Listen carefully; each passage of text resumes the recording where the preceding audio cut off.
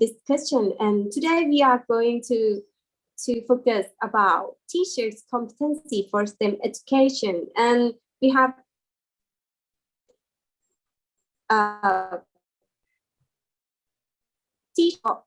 40 teachers to participate in this panel discussion as well. And please welcome Professor John Williams and Professor Lilia and Professor Chokchai. Okay, may I introduce? Okay, let me share.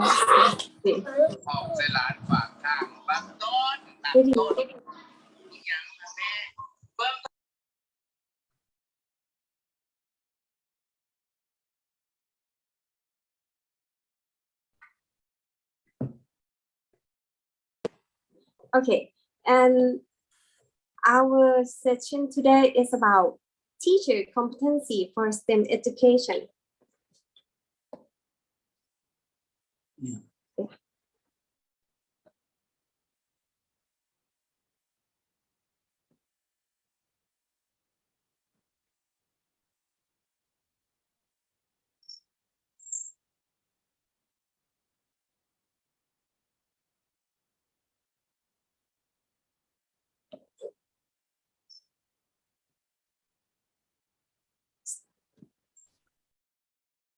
Sorry, it's technical problem. Okay, so may I introduce our expert for this seminar today? And we have Professor William.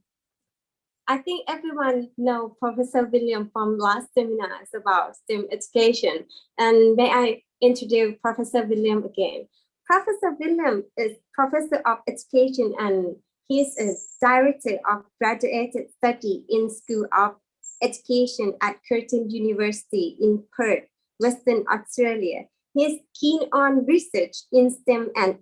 technology education, and he's working collaboratively with Asian countries, including Thailand, and he's a good friend of like us in Khon Kaen University as well. The second one is Professor Lilia Halim. She is a professor of science education, Faculty of Education, University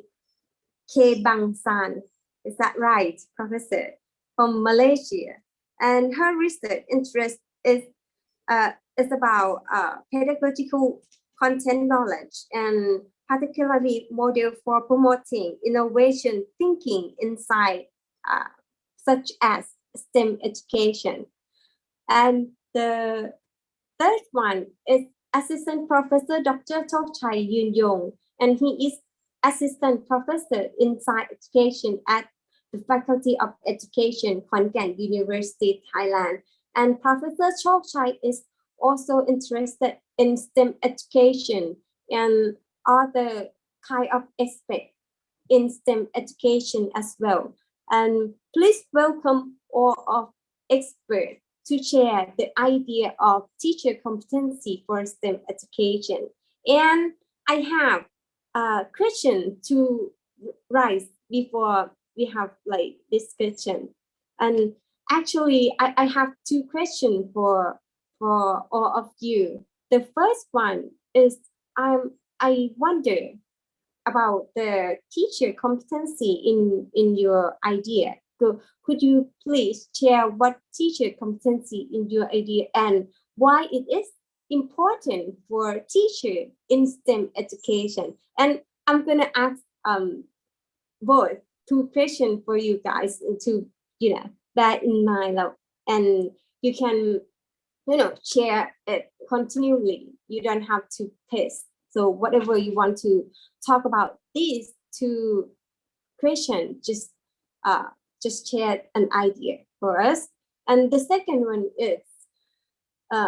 then the basically we know about definition, and we know about the impact of competency from the first question and the second one. So I want to know what an aspect for teacher competency would be for in order to effectively implementing STEM education in school setting. So the first one is about definition and the impact. The second one is about what it would be. I mean, like which dimension could be the competency for teacher in STEM education. And so I know that Professor William understand that I have to translate what you have to say with or teacher here. But may I inform Professor Lilia that could you leave some space for me to translate for our participant here as well, please? So I'm gonna start with Professor William to share the idea about these two dimensions about teacher competency, please. Hello, did you got Professor William slide? No, I don't have. Sorry. Okay, if you don't, I can share for him. Okay, please. Because I forward to you.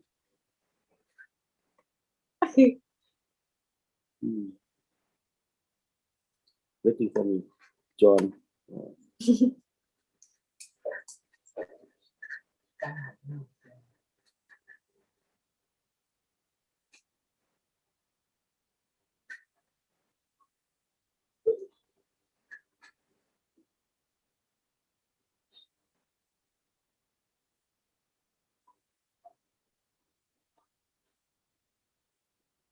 Okay. Here. I share slide. John.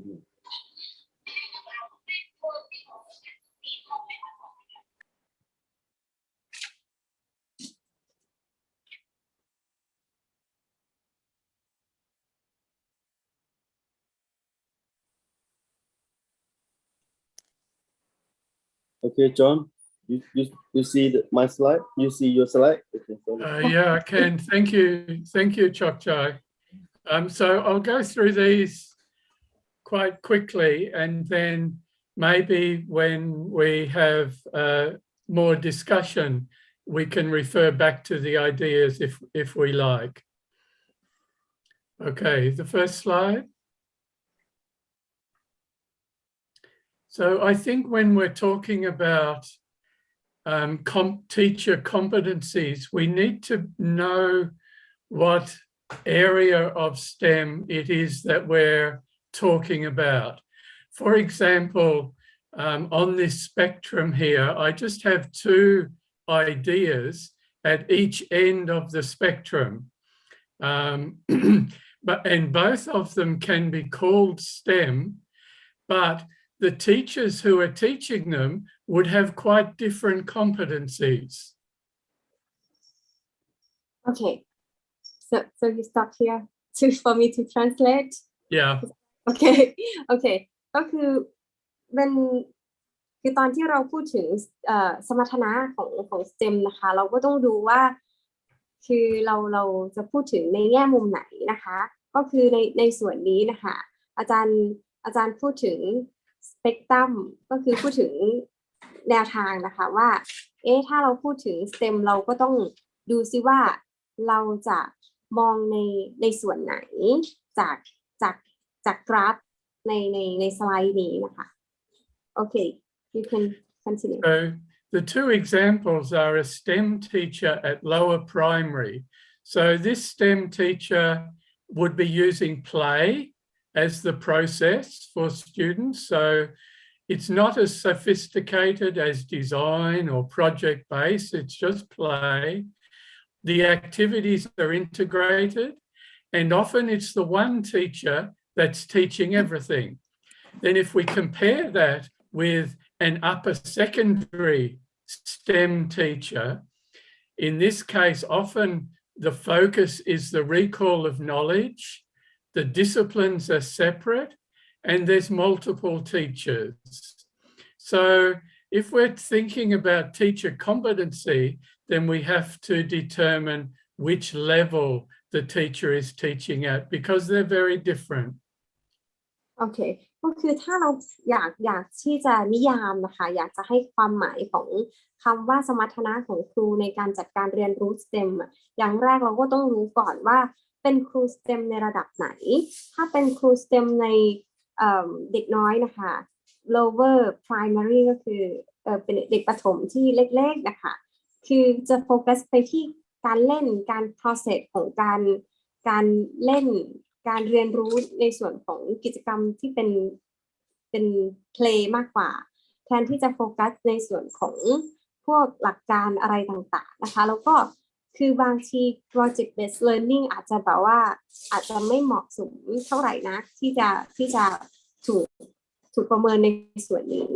นะคะหรือว่าถ้าสมมติว่าเราพูดถึงคุณครูที่จะเป็นแบบว่านักเรียนที่โตแล้วนะคะเป็น upper secondary นะคะเราก็สิ่งที่จะโฟกัสสำหรับนิยามนะคะก็จะโฟกัสไปที่แน่นอนความรู้นะคะแล้วก็พวก discipline พวกอะไรต่างๆดังนั้นเราก็ต้องมาดูก่อนว่าเวลาที่เราจะนิยามนะคะเราจะนิยามสำหรับครูในส่วนไหนโอเค Okay, next slide. So the three areas of competency that we could look at for teachers would be knowledge, skills, and attitudes. So let's go to the next slide and have a look at knowledge. I think it's interesting to compare the traditional type of PCK knowledge with what we think of as STEM knowledge. Now, I know many people talk about STEM PCK, and that's quite an interesting concept, but I think unless it's defined carefully, it can be conflicted. Because if we look at PCK traditional knowledge, then it resides with an expert, it's predefined, and it's discipline-based. So we look at PCK usually in each of the disciplines. Whereas STEM knowledge is something quite different from that. So in STEM knowledge, we're talking about knowledge which is developing. So it's not predefined, it develops as we go. The knowledge is also distributed. So the knowledge doesn't just belong with the teacher, it belongs with all the students and all the people cooperating together. And it's also not discipline-based, it's integrated. So that's another difference with our traditional concept of PCK. โอเคคือใน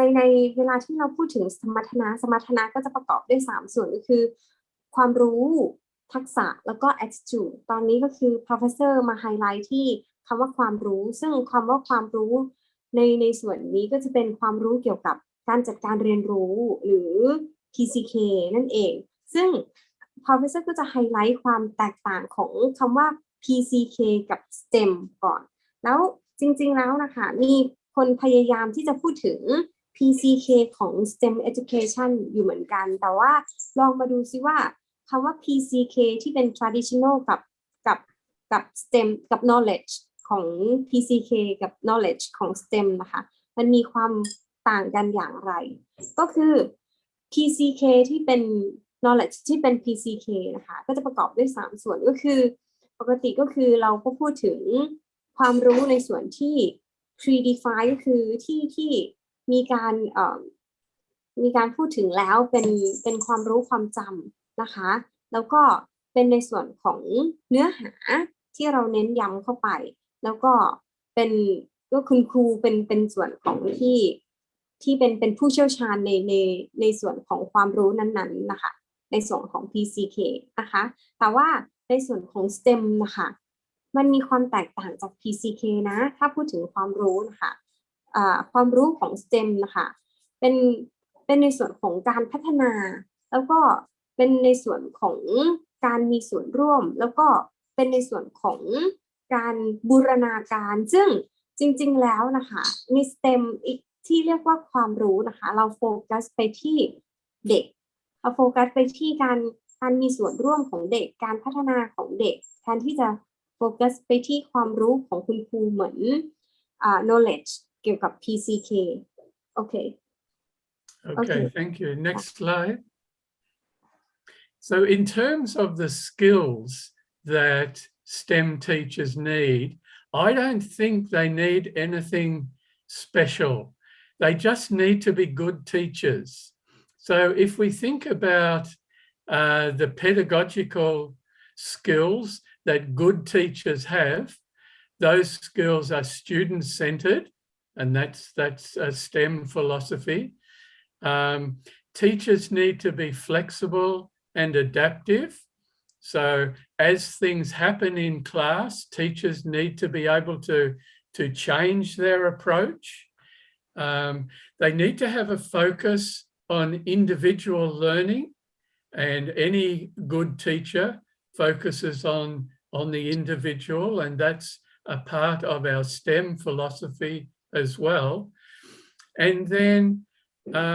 they need to have a problem, project, or design-based approach to activities. So they need to be able to both design and then also manage those types of activities in a STEM class. โอเคในส่วนของทักษะนะคะจริงๆ professor บอกว่าคือไม่มีทักษะที่เป็น special สำหรับ STEM หรอกนะก็คือแต่ว่าสิ่งที่ต้องเป็นก็คือต้องเป็น good teacher นะคะเป็น teacher ที่ดีซึ่งต้องมีทักษะในการจัดการเรียนรู้ด้วยซึ่งทักษะในการจัดการเรียนรู้ที่เป็นตัวไฮไลท์ที่ professor ไฮไลท์ก็คือเราต้องคำนึงถึงว่าให้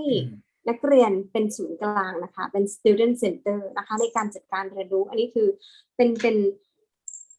ในข้อนี้เป็น STEM philosophy เลยนะคะก็คือเป็นปรัชญาในการจัดการเรียนรู้ STEM เลยก็คือต้องมี student center นะคะแล้วก็คุณครูจะต้องรู้จักมีความยืดหยุ่นในการปรับใช้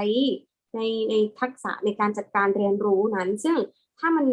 มันมองบริบทแล้วมันใช้ไม่ได้หรือมันไม่ดีคุณครูก็สามารถเปลี่ยนแนวทางในการจัดการเรียนรู้ได้ให้เหมาะสมกับบริบทแล้วก็คุณครูก็จะต้องนึกถึงการเรียนรู้ที่เป็น individual นะคะก็คือต้องความแตกต่างของเด็กๆแต่ละคนในการเรียนรู้ว่าเด็กแต่ละคนไม่เหมือนกันแล้วก็ให้เด็กทุกคนได้มีส่วนร่วมในการเรียนรู้นึกถึง individual learning แล้วทีนี้คุณครูก็ต้องมีทักษะในส่วนของการออกแบบการจัดการเรียนรู้เป็น based activity แทนที่จะเป็น lecture activity นะคะก็คือมีเขาเรียกอะไรการออกแบบกิจกรรมการจัดการเรียนรู้ทักษะในการออกแบบกิจกรรมการจัดการเรียนรู้โอเค Next slide. I think teachers' attitudes is the most important competency that's required to be a successful STEM teacher. So the frame of mind that the teacher has when they approach teaching is the most important competency. So they need to be willing to work with others. And often in our teacher training, we don't get that skill developed very well. Teachers need to have an attitude of learning from others so that they are continually being developed professionally. They need to have an attitude of sharing their ideas. Some teachers have a tradition of keeping all their ideas to themselves. I don't think that promotes a good STEM approach. And this will all lead to the idea of teacher efficacy, where the teachers with these types of attitudes, then they feel confident about delivering quality STEM programs.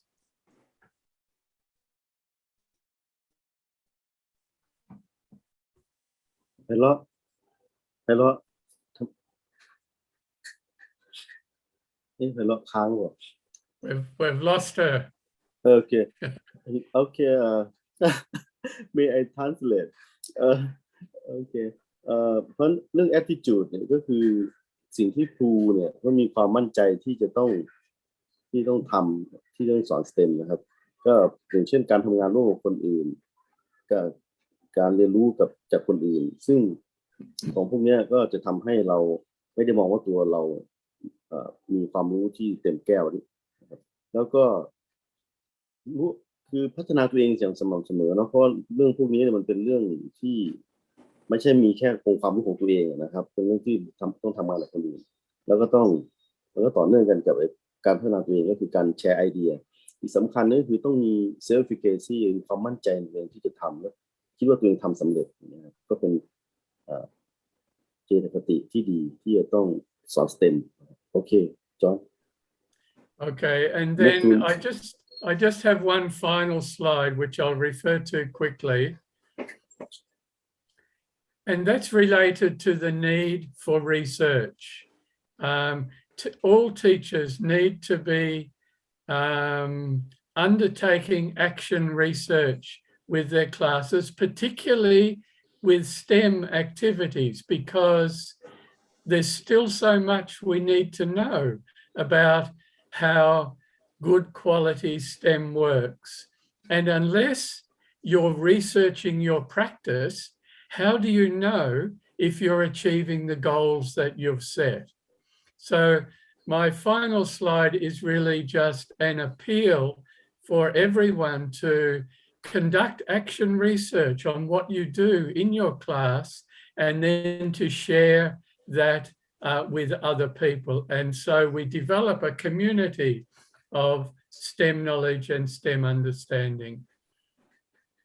โอเคก็คือ professor บอกว่าจริงๆแล้วอีกอันหนึ่งที่ professor อยากจะไฮไลท์ก็คือ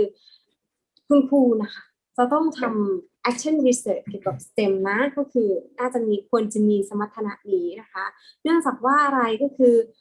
การที่คุณครูทำ research นะคะคุณครูจะได้รู้ว่า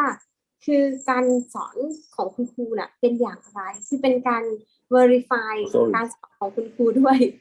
นะคะว่าการสอนเป็นอย่างไรก็คือบรรลุวัตถุประสงค์ไหมแล้วก็คุณครูก็จะได้รู้ว่าการสอนเป็นอย่างไรนั้นสามารถ improve ได้ไหมในส่วนของการจัดการเรียนรู้ดูได้จาก research แล้วก็นอกจากนั้นแล้วนะคะการทำ research ก็เป็นการแชร์เป็นการแชร์ให้กับคนอื่นได้รู้แล้วก็เป็นการพัฒนาความเข้าใจของคุณครูได้ด้วยอันนี้เป็นสมรรถนะอีกอันนึงที่สำคัญในการจัดการเรียนรู้แบบ STEM ศึกษานะคะโอเคอาจารย์เสร็จแล้วค่ะ Is that all for the first round for you, Professor? Yes. Okay. Thank you. So, thank you very much. Very, informative and very excited to learn about this. And so I'm going to move to Professor Lilia next to share the idea about teacher competency for STEM education. Please. Okay. Thank you, Pyro. Right. These are can you see my slide? Yeah, we can see, Professor. Okay. So my first few slides, they are to answer your question. What is the teacher's competency and why is it important for teachers' STEM education? So to answer that, I like to look at the characteristics of STEM education. And what I have on the slide is the one that we often read in the literature. So that integrated STEM education will require students to solve real-world problems or contexts. And integrated STEM education would have a combination or integration of at least two disciplines and more. And if it's being integrated, it could be connected by common ideas between the two disciplines or common skills that any of the two disciplines share, and as well as practices. And to be able to conduct integrated STEM education, we need support for such integration. For example, the pedagogy involved, used for the spelling, the collaboration involved, as John mentioned earlier, and we also need to know what is the role of each discipline. Stop here for now. Okay, thank you. Okay, professor นะคะจะตอบคำถามแรกก่อนคือจะพูดถึงความหมายหรือ definition ของ teacher competency ก่อนนะคะซึ่ง professor ก็มาที่สไลด์นี้ก็จะพูดถึง characteristic หรือลักษณะของ STEM education ก่อนเพื่อที่จะ define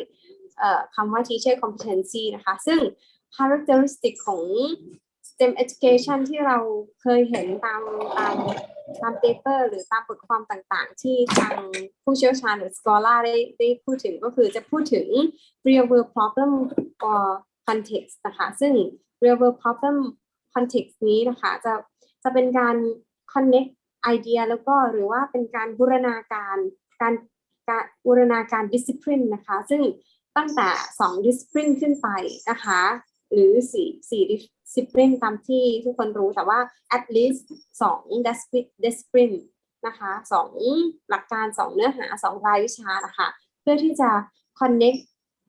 คำว่า big idea นี่ก็คือว่าเป็นแนวทางนะคะเป็นปัญหาหรือว่าเป็นความรู้หลักๆนะคะหรือที่ใช้ในการแก้ปัญหานั้นๆแล้วก็หลังจากนั้นก็คือ professor ก็จะพูดถึงว่าก็คือพูดถึงการสนับสนุนการบูรณาการหรือว่าโครงสร้างในการส่งเสริมการบูรณาการพวกนั้นนะคะซึ่งคุณครูก็จะต้องมีrole ในแต่ละ discipline นะคะก็คือมีแต่เขาเรียกว่าหน้าที่ในแต่ละหลักการนั้นๆแล้วก็คุณครูก็จะต้องมีความรู้เกี่ยวกับการจัดการเรียนรู้แล้วนอกจากนั้นคุณครูก็ต้องรู้จักมีการทำงานร่วมกันหรือ collaboration โอเค Okay, let's look at the slide, the other slide. Next. Okay, why do we need competencies based on the characteristics of integrated STEM education? Teachers or even researchers found that there are some concerns if one need to do integrated STEM education. And there are 2 concerns always being mentioned. If we do STEM education, how are we sure that students will learn about physics and not more on technology? Or how do we ensure that students have acquired the mathematics competencies and not more on the science subject matter? So that's a it's a concern when we talk about integrated STEM education. And if we were to do integrated STEM education, how do we effectively integrate those disciplines? And I would like to add on, because one of the characteristics of integrated STEM education is, if you can recall earlier, it was like having the students to solve real world problems. And to what extent teachers have the competency to craft these real world problems, to have or describe or to actually give a situation that is actually real world problems that are relevant to the student, so that they would engage in solving the problem, and then hence it will lead to them acquiring all the STEM competencies that I hope students would acquire from answering or solving their problems. Okay. ทีนี้ professor ก็มาไฮไลท์ว่าทำไมเราต้องพูดถึง competency แล้วมันมีความสำคัญยังไงทำไมคุณครูจะต้องมี STEM competency สำหรับการสอน STEM ศึกษานะคะครูก็จะพูดถึงโฟกัสไปที่2เรื่องก็คือเรื่องแรกก็คือในการจัดการเรียนรู้แบบ STEM นะคะก็คือมันเป็นการบูรณาการก็คือเราจะรู้ได้ไงเราสามารถ ensure ได้ไงว่านักเรียนจะได้เรียนรู้ฟิสิกส์นะหรือว่าเทคโนโลยีนะหรือว่าอะไรนู่นนี่นะคือมันเป็นการบูรณาการก็คือเป็นยากตรงการบูรณาการนะคะว่าอันนี้จะได้เรียนรู้ยังไงตรงไหนอะไรอย่างเงี้ยค่ะในส่วนของแต่ละ discipline นะคะว่ามันจะมา integrate ได้อย่างไรนะคะอีกในส่วนหนึ่งก็คือ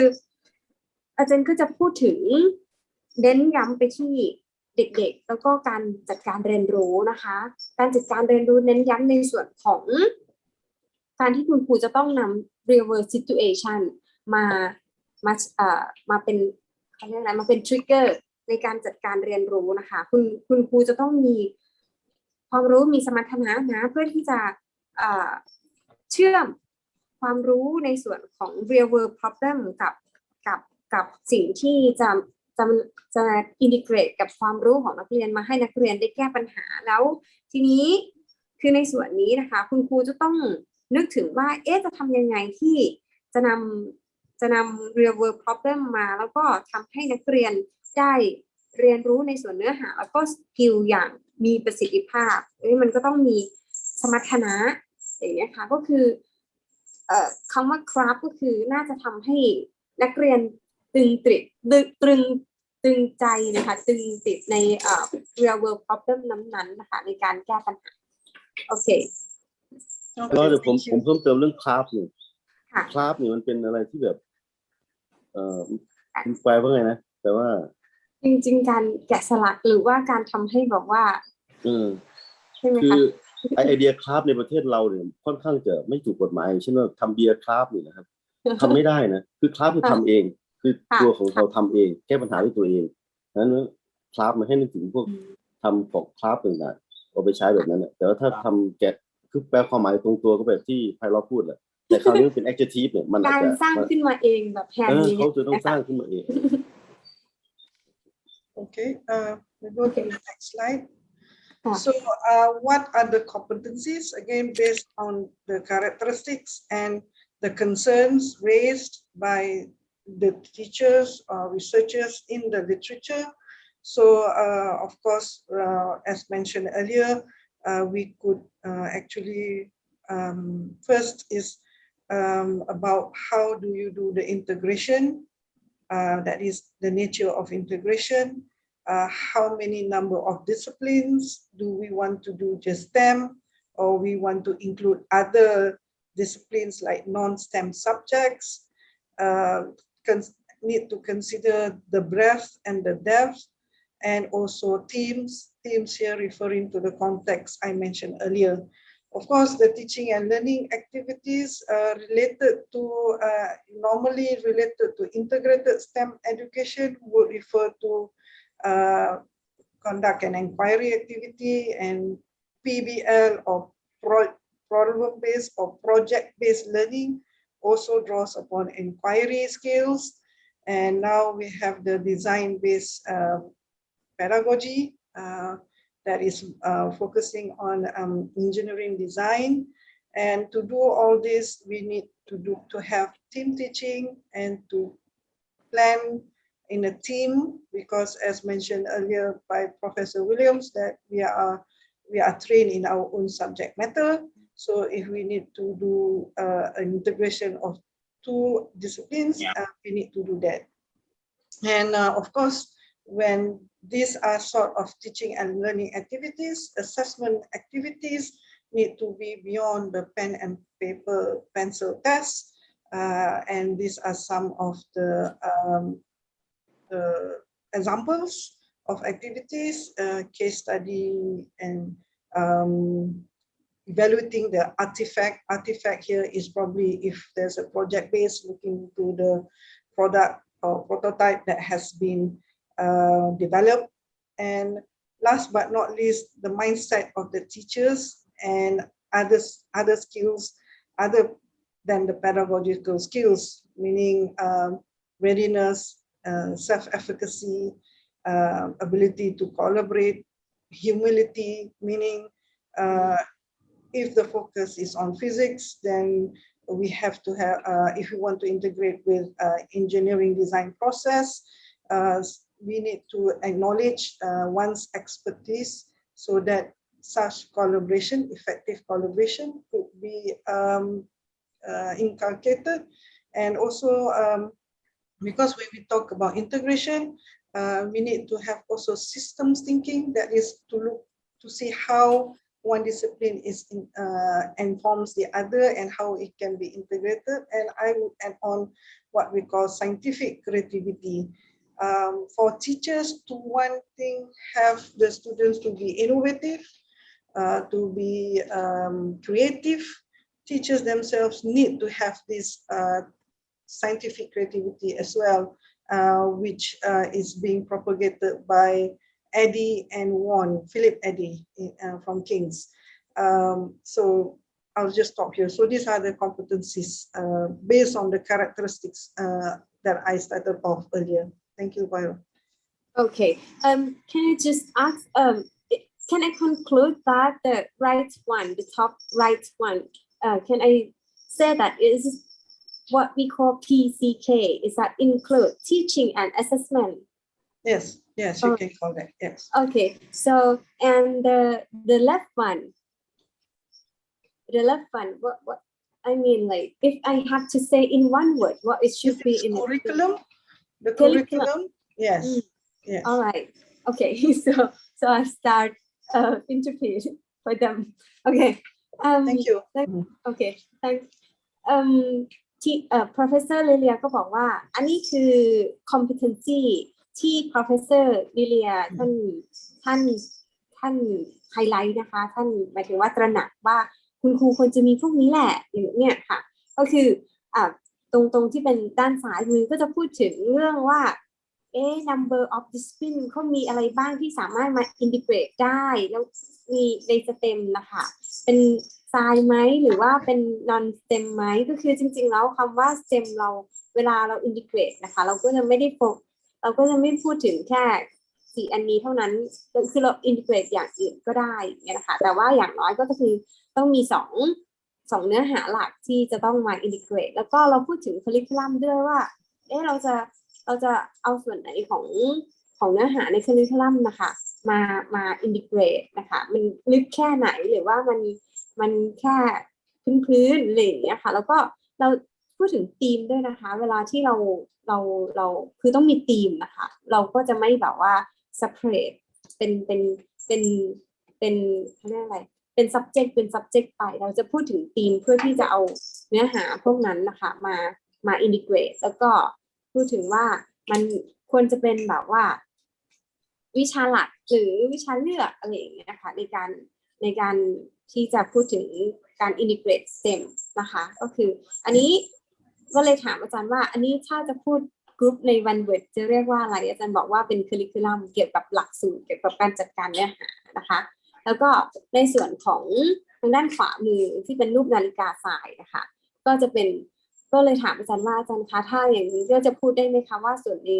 นาฬิกาทรายมันเป็น PCK อาจารย์บอกว่าได้เพราะว่าจริงๆมันรวมถึงการจัดการเรียนรู้แล้วก็การประเมินด้วยซึ่งการจัดการเรียนรู้นะคะเวลาเราพูดถึงเราก็จะพูดถึงวิธีการจัดการเรียนรู้ซึ่งอาจารย์พูดถึง inquiry แล้วก็ PBL รวมถึง engineering based project ว่าแล้วก็คือในการจัดการเรียนรู้นะคะคือด้วยความที่เป็นการบูรณาการดังนั้นเราก็จะพูดเราก็ต้องตระหนักถึงคำ co-teaching ด้วยคือการสอนร่วมนั่นเองแล้วก็เป็น team teaching ก็คือเราจะสอนในทีมนี้อย่างไรนะคะสำหรับการสอนแล้วก็คือเวลาที่เราสอนร่วมหรือว่ามี team teaching นะคะเราก็จะต้องมี team planning ก็คือน่าจะเป็น collaboration หรือว่า partnership อะไรอย่างเงี้ยค่ะในส่วนนี้นะคะอาจารย์ก็เอารวมไปไว้ในนี้เลยแล้วก็นอกจากนั้นแล้วคือเราก็ต้องตระหนักถึงในส่วนของการประเมินด้วยเพราะว่าจริงๆแล้วการประเมินของเรานะคะเราประเมินเป็น artifact ก็คืออย่างเช่น project based learning ที่อาจารย์ professor William ได้เมนชั่นไว้คือเราก็จะไม่ประเมินเป็นส่วนของการสอบหรอกเราก็จะประเมินได้จากการที่ประเมิน process การเรียนรู้ของเด็กๆหรือว่าประเมินจากการ reflect การสะท้อนผลแล้วก็หรือ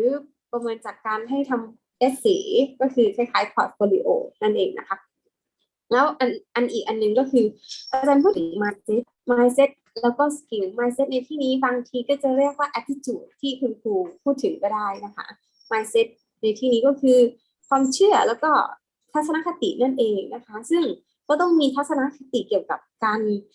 บูรณาการนะคะการร่วมมือกันเนื่องจากว่าเวลาเราสอนในหนึ่งทีมนะคะโอ้ยเราไม่รู้ทุกอย่างอะไรอย่างเงี้ยเราก็ต้องมีsystem thinking ก็คือกระบวนการคิดนะคะแล้วก็นอกจากนั้นแล้วเราก็ต้องมีความคิดที่เป็นแบบว่าการเขาเรียกว่าความคิดในเชิงสร้างสรรค์เกี่ยวกับ mindset แล้วก็ skill ใน STEM ดังนั้นอันนี้คือในภาพรวมที่พูดถึงเกี่ยวกับ competency อาจารย์พูดถึง PCK นะคะพูดถึง partnership ซึ่งเป็น team teaching หรือว่า team planning นะคะแล้วก็ mindset ด้วยรวมถึงความ self efficacy ก็คือความมั่นใจนะความเชื่อในตัวเองว่าเราสอนได้แล้วก็ท้ายที่สุดก็คือการทำวิจัยโอเค that's it Thank you, Pyro. So these talks below are just to using Chok Chai's term that reflects the information here. That's all. Thank you. ก็คือสิ่งพวกนี้ก็คือเป็นการ reflect สิ่งที่อาจารย์อธิบายในสไลด์นะคะที่อยู่ในสีฟ้า Okay, thank you very much. So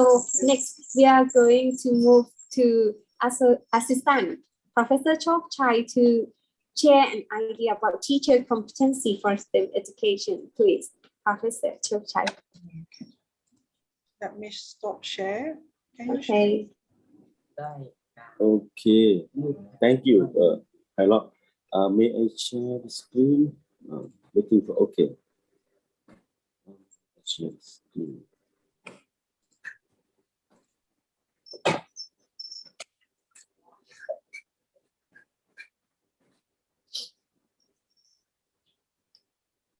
Okay. When I talk to Pilot about teacher competency for STEM education, I try to clarify myself, because I'm not I think I was thinking I'm not strong in competency, because I'm not research too much on that. Years ago. Okay, so I will talk. I speak in English and I will translate myself, in Thai also, because I would like to communicate between John William, and the audience, Thai audience here. Okay, ผมพอได้หัวข้อนี้นะครับก็คุยกับไพเราะนะว่ามันจะเป็นอะไรได้บ้างซึ่งเราก็ได้คุยกันแต่ก็ลองทบทวนดูวิธีการพูดอาจจะเพราะว่าผมก็ไม่ได้เป็นคนที่ทำ competency มาก่อนหน้านี้นะครับแต่ก็พยายามจะคุยไปด้วยกันเราก็คุยจริงๆมันอาจจะมีอยู่ในตัวเราอยู่แล้วแต่เราไม่รู้นะที่ไพเราะเคยพูดมาก่อน Okay, first of all, may I remind again what is I perceive about the STEM education. STEM or STEAM is quite the same thing to me for this term. And as many people talking, we need STEM workforce, and we need to survive in the 21st century. So we need some skill and or competency. Okay, there are many things for the real world solving problem, as Professor John William and Lily are talking about. And based on that, we need innovation and creativity skill. Many kind of thinking skill, because we need to, in the society, the new era of society, like society 5.0, like that. So the world is moving in another way from my observe. It's changed compared to the previous understanding of the world. So the world of education. So it's like we need to move to practicing knowledge, I probably speak based on Thai perception also. So I think the traditional way of Thai educator thinking is about knowledge is kind of remember when people to evaluate the good student that we provide to we try to evaluate the understanding the knowledge remember the knowledge like that. Okay. May I back to Thai word. Okay. ผมอาจจะเริ่มต้นจากSTEM ความหมายหรือวิสัยทัศน์ของ STEM ก็ได้นะว่าคืออะไรก็เราเนี่ยพูดถึง STEM workforce เรา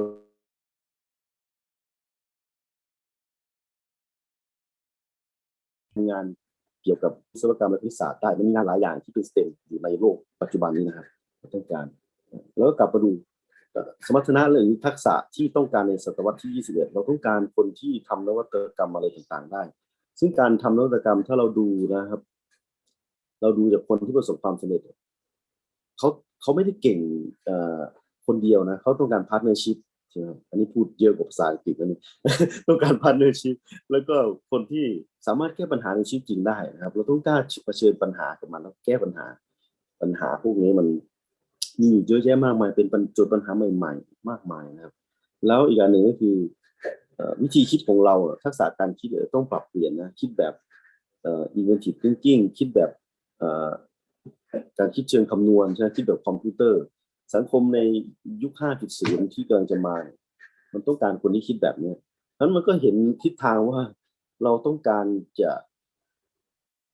ให้คนเนี่ยเอาความรู้ไปปฏิบัติได้มากกว่าคนที่เอาความรู้ไปจำมากกว่าประเมินว่าคนจำความรู้อะไรได้บ้างซึ่งการประเมินในประเทศเราตอนปัจจุบันนี้ก็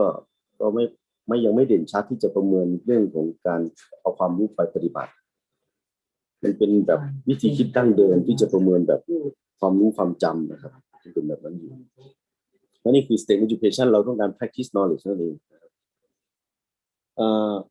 ก็โอเค back to English again what I going to say in this slide I going to say okay based on the vision of STEM and the philosophy of STEM like previous slide the STEM education pedagogy focus on something integrated so it's very obvious in Thailand here we would like to say we probably see the integrated in the science, mathematics, and technology, engineering, and in fact, the science, mathematics, and another one here is some knowledge. Is probably not only science, mathematics, so I not mention what it is, and another aspect, technology and engineering. In fact, it is not the content, but talking about the process. Okay, this is the nature of the STEM education pedagogy. I think. ก็ผมก็พูดถึงว่า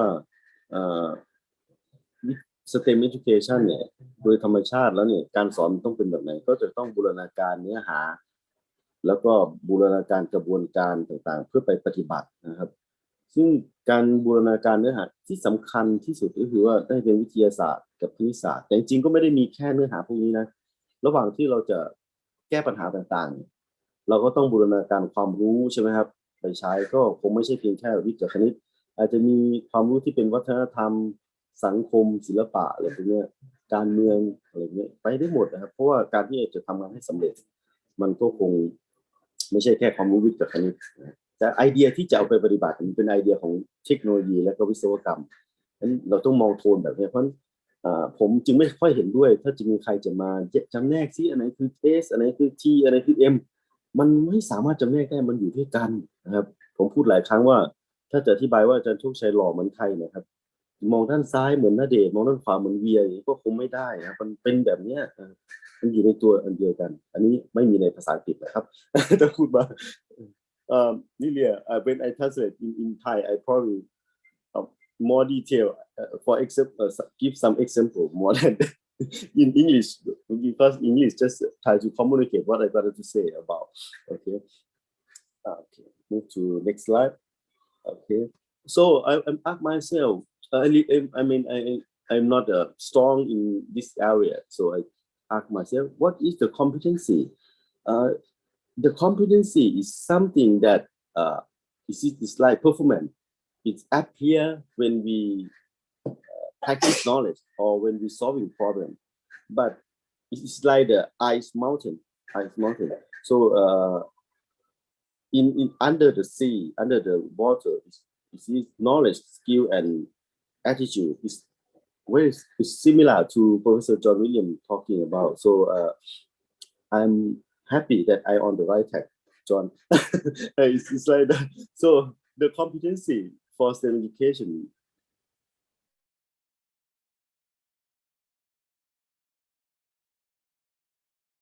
created into, so it's not only the knowledge but also the skill and attitude there. So the way that we going to evaluate as teacher is probably changed.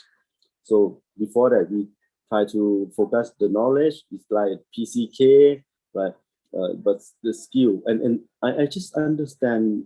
deeply when I listen to Lilia and John talking about this area. So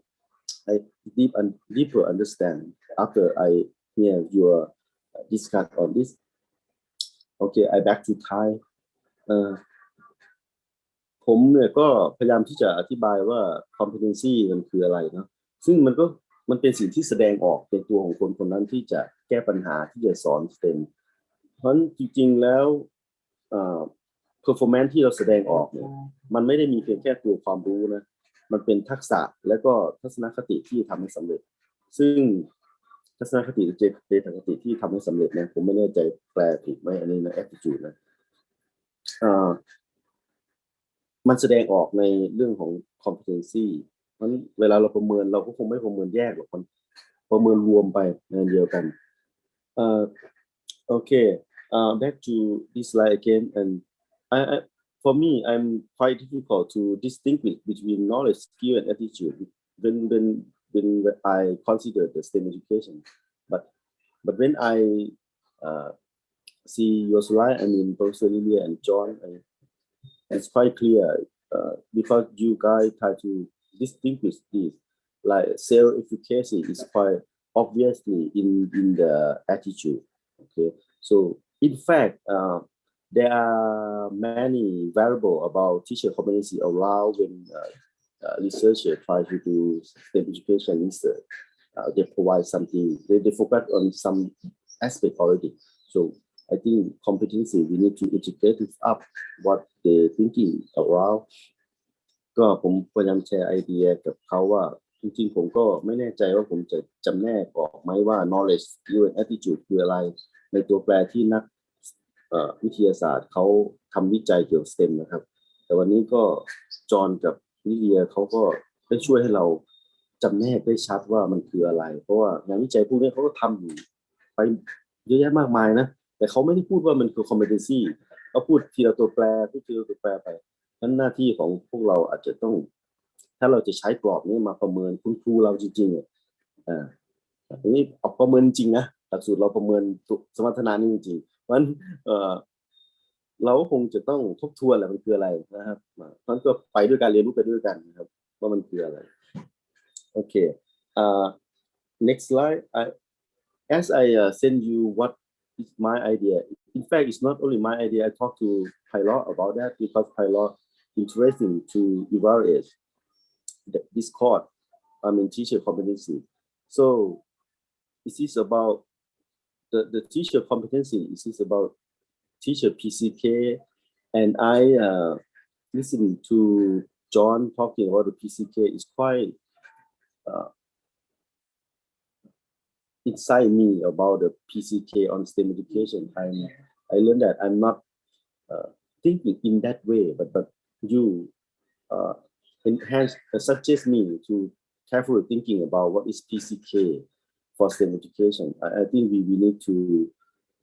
conceptualize idea about this again. And teacher partnership, because this is the thing about the nature of integrated, as Professor Lilia mentioned. So I think teacher probably developing skill and knowledge and attitude in this way. I mean, how to develop the partnership and mindset. I'm aware about teacher in the I mean the school teacher. They graduate like science teacher, mathematics teacher. So the nature of science teacher probably different from mathematics, different from technology teacher, different. So the mindset is probably the thing about integrated. Mm-hmm. So they have to understand also the nature of mathematics, understand also the nature of technology. Okay, and then they can understand how to integrate it. So they have to change. And I think understand the multiple mindset also because teacher, I mean science teacher got some mindset already, and then they need to understand also, and then they build up new mindset for STEM education. And another thing is like the attitude, the self-efficacy. I'm not sure. I quite want. I ask myself how this variable appear in STEM education. This is honestly speaking to you guys because when I reading the literature, people talking about self-efficacy. Wow. This aspect is I mean appear long time ago before the STEM education.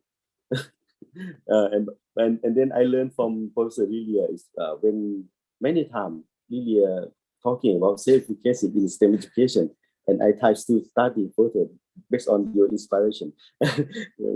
And okay, organizing STEM education research, yeah, this is what we need from teacher because we teacher need to evaluate student. This is the kind of research also when we try to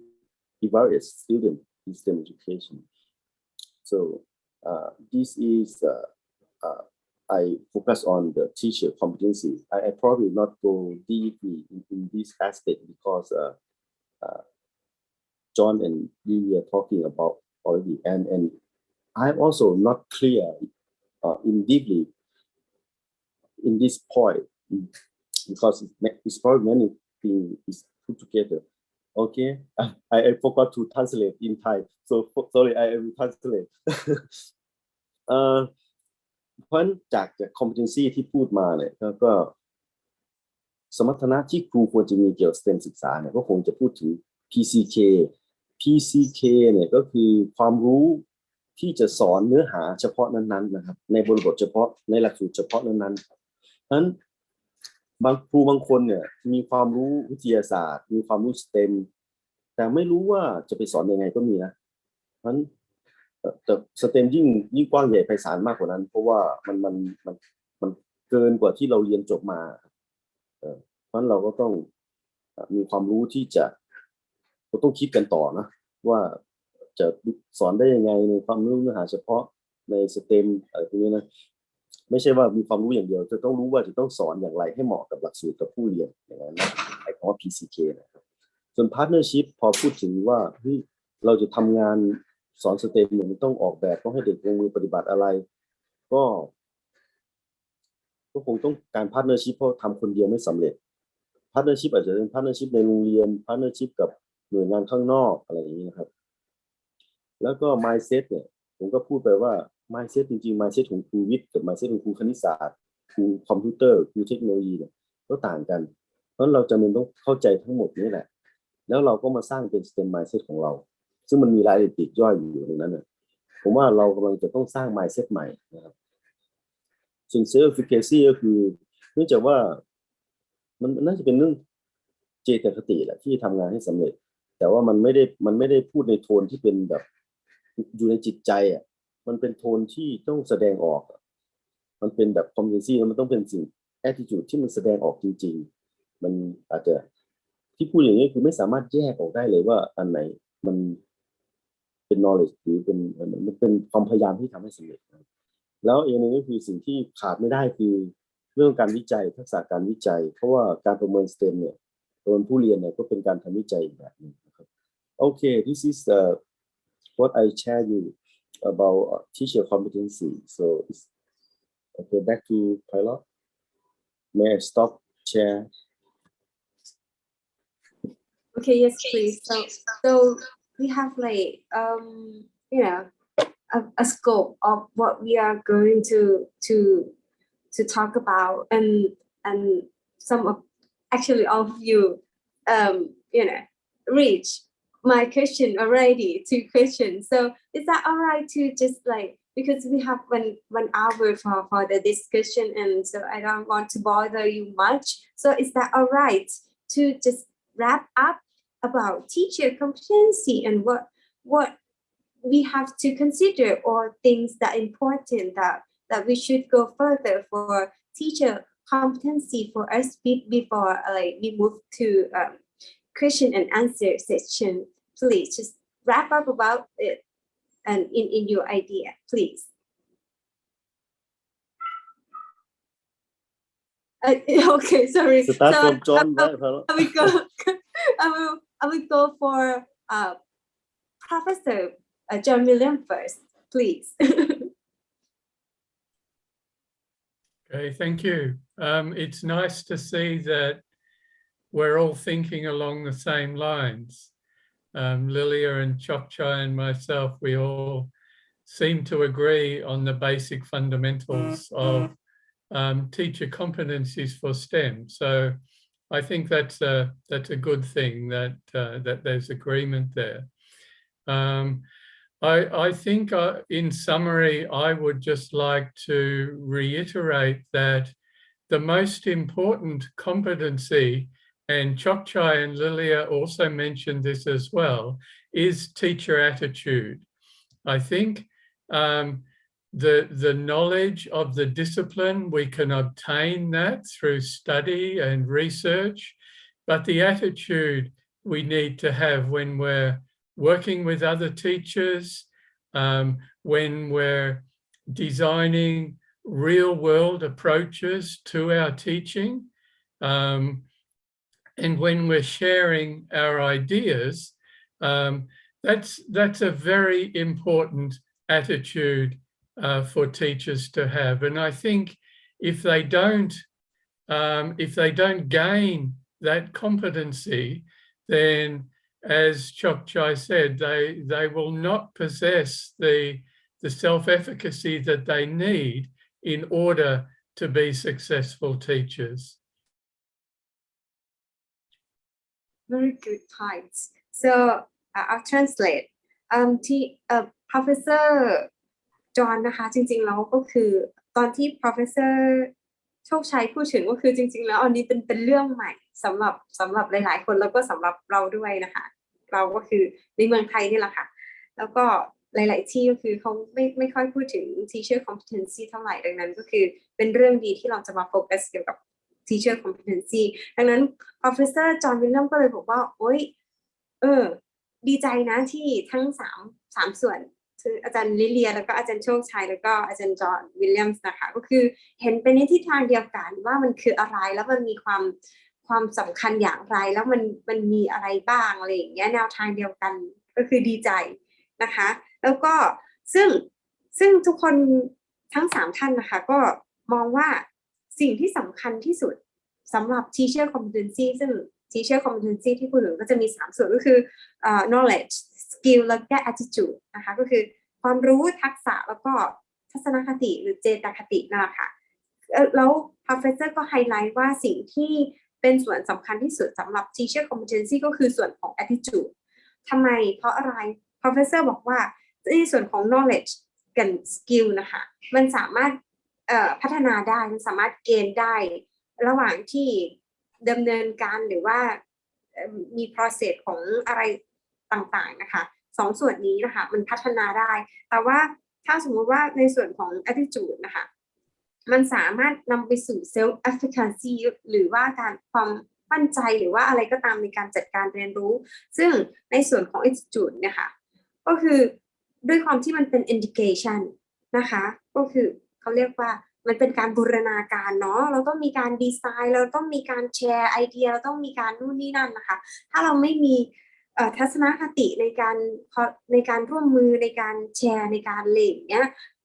self efficacy ก็จะไม่เกิดเนี่ยค่ะดังนั้นสิ่งที่สำคัญก็คือ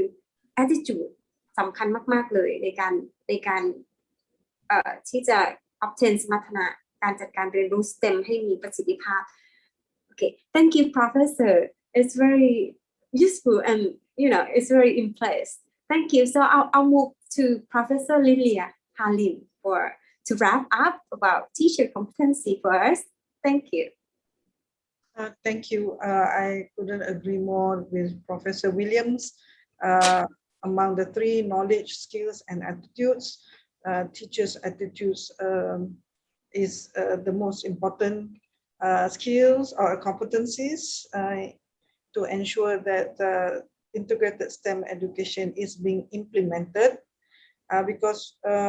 we have a study that shows the efficacy of the teachers will contribute to their attitudes, but the attitudes of the teachers, it is more important than the self-efficacy in ensuring that integrated STEM education is implemented. Having said that, the second important competency would be the skills, the teaching and teaching skills in terms of inquiry, project-based and problem-based. Even though we have been advocating for inquiry teaching, but there's a lot of studies saying that that's not being done, or teachers have still problems in doing that. So that has to be sharpened, especially if you want to do integrated STEM education. So I would sum up in that manner. Thank you. Okay, thank you very much. So I'll translate for our participants. Professor Lilia บอกว่า I couldn't agree more แปลว่าแบบว่าโอ้ไม่คือเห็นด้วยเป็นอย่างยิ่งนะคะกับ Professor Williams ที่พูดถึงว่า attitude นะคะเป็นส่วนที่สำคัญที่สุดในการนำ STEM ไปลงในบริบทของการจัดการเรียนรู้เพราะว่าก็คือถ้าไม่มี STEM ก็คือการจัดการเรียนรู้ก็คือจะเป็นไปได้ยากมากไม่มี attitude ที่ดีนะคะก็คือแล้วทีนี้พูดถึง attitude นะคะProfessor Lilia ก็พูดถึงการศึกษาของ Professor เกี่ยวกับ self efficacy ซึ่ง self efficacy ก็คือความมั่นใจเกี่ยวกับการจัดการเรียนรู้นั่นแหละค่ะมันก็บ่งบอกถึง attitude แล้วก็มันลิงก์ไปสู่การ integrate เกี่ยวกับ STEM ศึกษาด้วยก็คือพวกนี้ลิงก์กันถ้ามี attitude ที่ดีก็มี self efficacy ที่ดีนะคะแล้วก็ทำให้การจัดการเรียนรู้มีประสิทธิภาพแล้วก็นอกจากนั้นแล้วสิ่งที่สำคัญอีกอย่างหนึ่งเลยก็คือที่ Professor highlight ก็คือเกี่ยวกับ skills ซึ่ง Professor ก็พูดถึงว่าการจัดการเรียนรู้สกิลมีความจำเป็นนะอย่างเช่นแล้ว Professor ก็ได้ทำ research เกี่ยวกับพวกinquiry project based ที่ส่งเสริมการจัดการเรียนรู้ STEM แล้วให้ส่งเสริมให้คุณครูมีทักษะในการจัดการเรียนรู้ STEM ด้วยพวกนี้ค่ะ Okay so I will move to Professor Chok Chai Yun Yong to wrap up about teacher competency in this session, please. Okay. When I listen to your wrap up, to me, I'm how to say I think I learned about it. I mean, you focus on the attitude, and I rethinking again about that. Okay, I agree on your opinion about the attitude on STEM education. Very important because the attitude is the root of everything. The root of everything. Yeah, and I also mentioned in my PowerPoint in the baseline and the root of that. Yeah. So the attitude could allow teacher to develop partnership. And the attitude enhance teacher to want to be success on teaching STEM and attitude and move them to do research. Yep, I think so. I think our community here is probably good to hear that, because it's knowledge and skill we can develop later. Yeah. So I think everyone here is quite worried. Okay, I'm not good in the STEM education, but don't worry, just attitude. And I think we got the key idea here to move forward to develop our STEM education unit here. Thank you. ผมจะต้องแปลเองแล้วกันเนาะ โอเค translate อาจารย์แปลเองจะได้ feeling ค่ะ ใช่ใช่ I agree with you yeah ครับจากที่ฟังหลายท่านตอนแรกผมก็ไม่ได้คิดจะแรปอัพมาไม่ได้คิดว่าจะสรุปในมุมนี้หรอกนะครับพอฟังแล้วก็ว่ามันเป็นอย่างนั้นแหละคือผมก็ไม่เคยมีมิตินี้เลยเอาจริงๆนะผมก็มองถึง knowledge แล้วก็ skill เป็นหลักแล้ว partnership แต่จริงๆแล้วมันก็เป็นเรื่องที่อันเดียวกันนั่นแหละมันทัศนคติหรือเจตคตินะครับสำคัญที่สุดเลยในการที่จะสอน STEM เพราะว่ามันทำให้เกิด partnership ไปสร้างความร่วมมือกับคนอื่นได้ให้มีพลังที่จะทำวิจัยเกี่ยวกับเรื่องนี้ได้ความรู้ก็สำคัญแหละแต่ก็ไม่ได้ใช่ทั้งหมดเพราะว่าเราสามารถพัฒนากันได้ในความรู้และทักษะเป็นสิ่งที่พัฒนาร่วมกันได้นั่นคือสิ่งที่ผมเห็นตรงนี้แล้วก็ได้เรียนรู้จากทั้งสองท่านที่มาพูดทำให้ผมมองเห็นมิติที่เป็นแบบนี้ผมก็เห็นด้วยนะครับวันนี้ผมพูดไปโอเค Okay, shall we go to question and answer session, Professor Chochai, please? So, okay. คุณครูทุกท่านคะพอดีว่าด้วยความที่เราก็เลยไม่ใช่เลยหรอกก็คือเวลามันก็ล่วงเลยมาแล้วดังนั้นก็คือจะหลังจาก wrap up เสร็จแล้วก็คือจะขอให้อาจารย์คุณครูนะคะถามคำถามนะคะ Professor ว่าอยากรู้อะไรเกี่ยวกับสิ่งที่เราได้เรียนรู้วันนี้บ้างคือขอคำถามได้ไหมคะคุณครูจะเป็นภาษาไทยหรือภาษาอังกฤษก็ได้ค่ะคือเป็นโอกาสที่ดีมากๆเลยนะคะที่เราได้ Professor ที่มีชื่อเสียงทางด้านสาย education มาตั้งเนี่ย3ท่านเนี่ยมาอยู่กับเราตรงนี้ก็คืออยากจะให้ทุกคนใช้ช่วงเวลาให้เกิดประโยชน์มากที่สุดนะคะใช่ค่ะอาจารย์เรียนเชิญอาจารย์ทุกท่านค่ะฝ่ายเชียร์อัพโอเค please โอเคขออนุญาตสอบถามนะคะค่ะเชิญเลยค่ะในเมื่อครูแต่ละคนหรือแต่ละบุคคลนะคะมีมุมมองต่อintegrated STEM ที่แตกต่างกันนะคะแล้วถ้าเราจะต้องพัฒนาครูที่เขามี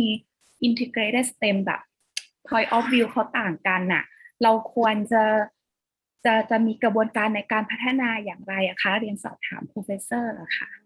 Okay, it's a good question. It's a good start for the question because like we talk about the attitude is the most important for teacher for instant education, right? And the ladies raise the concern about like each teacher have like individual perception or individual mindset about STEM. Like they are different, and how do we start to, how do we like gather them like, into develop the STEM mindset into the same frame and develop STEM together from, different opinion, different attitude and different point of view on STEM education because we set them in different way of seeing something like that. Do you have any idea or can you suggest us to start together as a unite for STEM education? Please, Professor William first. Thank you. It's a very good question, and yes. I think it's not a question just for Thailand, it's a question for everywhere. So in Australia, I know that is an important issue for us as well. I think we all have to realize that there is no single approach to good STEM education. There can be many, many different approaches. And I think if we have that attitude, and again, we're going back to the idea of attitude. If we have the attitude that my idea of good STEM is just one idea, but it's not the only idea and it may not be the best idea. So I think if all teachers have that attitude, then they'll be more open to suggestions from other people about alternative ways. So I think the teacher who has a single mindset that this is STEM and nothing else is STEM, then that teacher is very difficult to work with, because they need an open mind frame about what constitutes good STEM education. โอเคก็คือ professor บอกว่าจริงๆแล้วปัญหานี้มันไม่ได้เกิดแค่ไทยแลนด์นะคะมันเกิดทุกที่นั่นแหละค่ะ all around the world ก็คือจริงๆแล้วก็บอกว่าprofessor บอกว่าคือก็ต้องปรับจูนกันก่อนว่ามันไม่มี single approach สำหรับการสอน STEM หรอกก็คือต้องกลับไปที่ไอเดียนี้ดังนั้น attitude เกี่ยวกับไอเดียเนี่ยค่ะมันก็คือต้องให้คุณครูเขาเรียกอะไรจูนว่ามันไม่มีสิ่งเดียวเกิดขึ้นสำหรับการสอน STEM ที่ดีที่สุดอย่างเงี้ยนะคะแล้วจริงๆข้อดีก็คือว่ามัน more open สำหรับทุกคนที่จะมีแบบว่า alternative idea สำหรับการสอน STEM อย่างเงี้ยนะคะแต่ว่าถ้าสมมติว่าครูคนนั้นนะคะมีแค่ single mindset แค่นี้นะคะมันก็ยากที่จะ open mind frame ของเขาเลยอย่างเงี้ยค่ะ so can I ask further if we do really have to work with this kind of people what do we have to do like with? Do you have any suggestion? I think those people who have a very narrow mindset about STEM, what will help change their attitude is the observation of other teachers' STEM projects. So again, I think the community that Chokchai has established, where everyone is looking at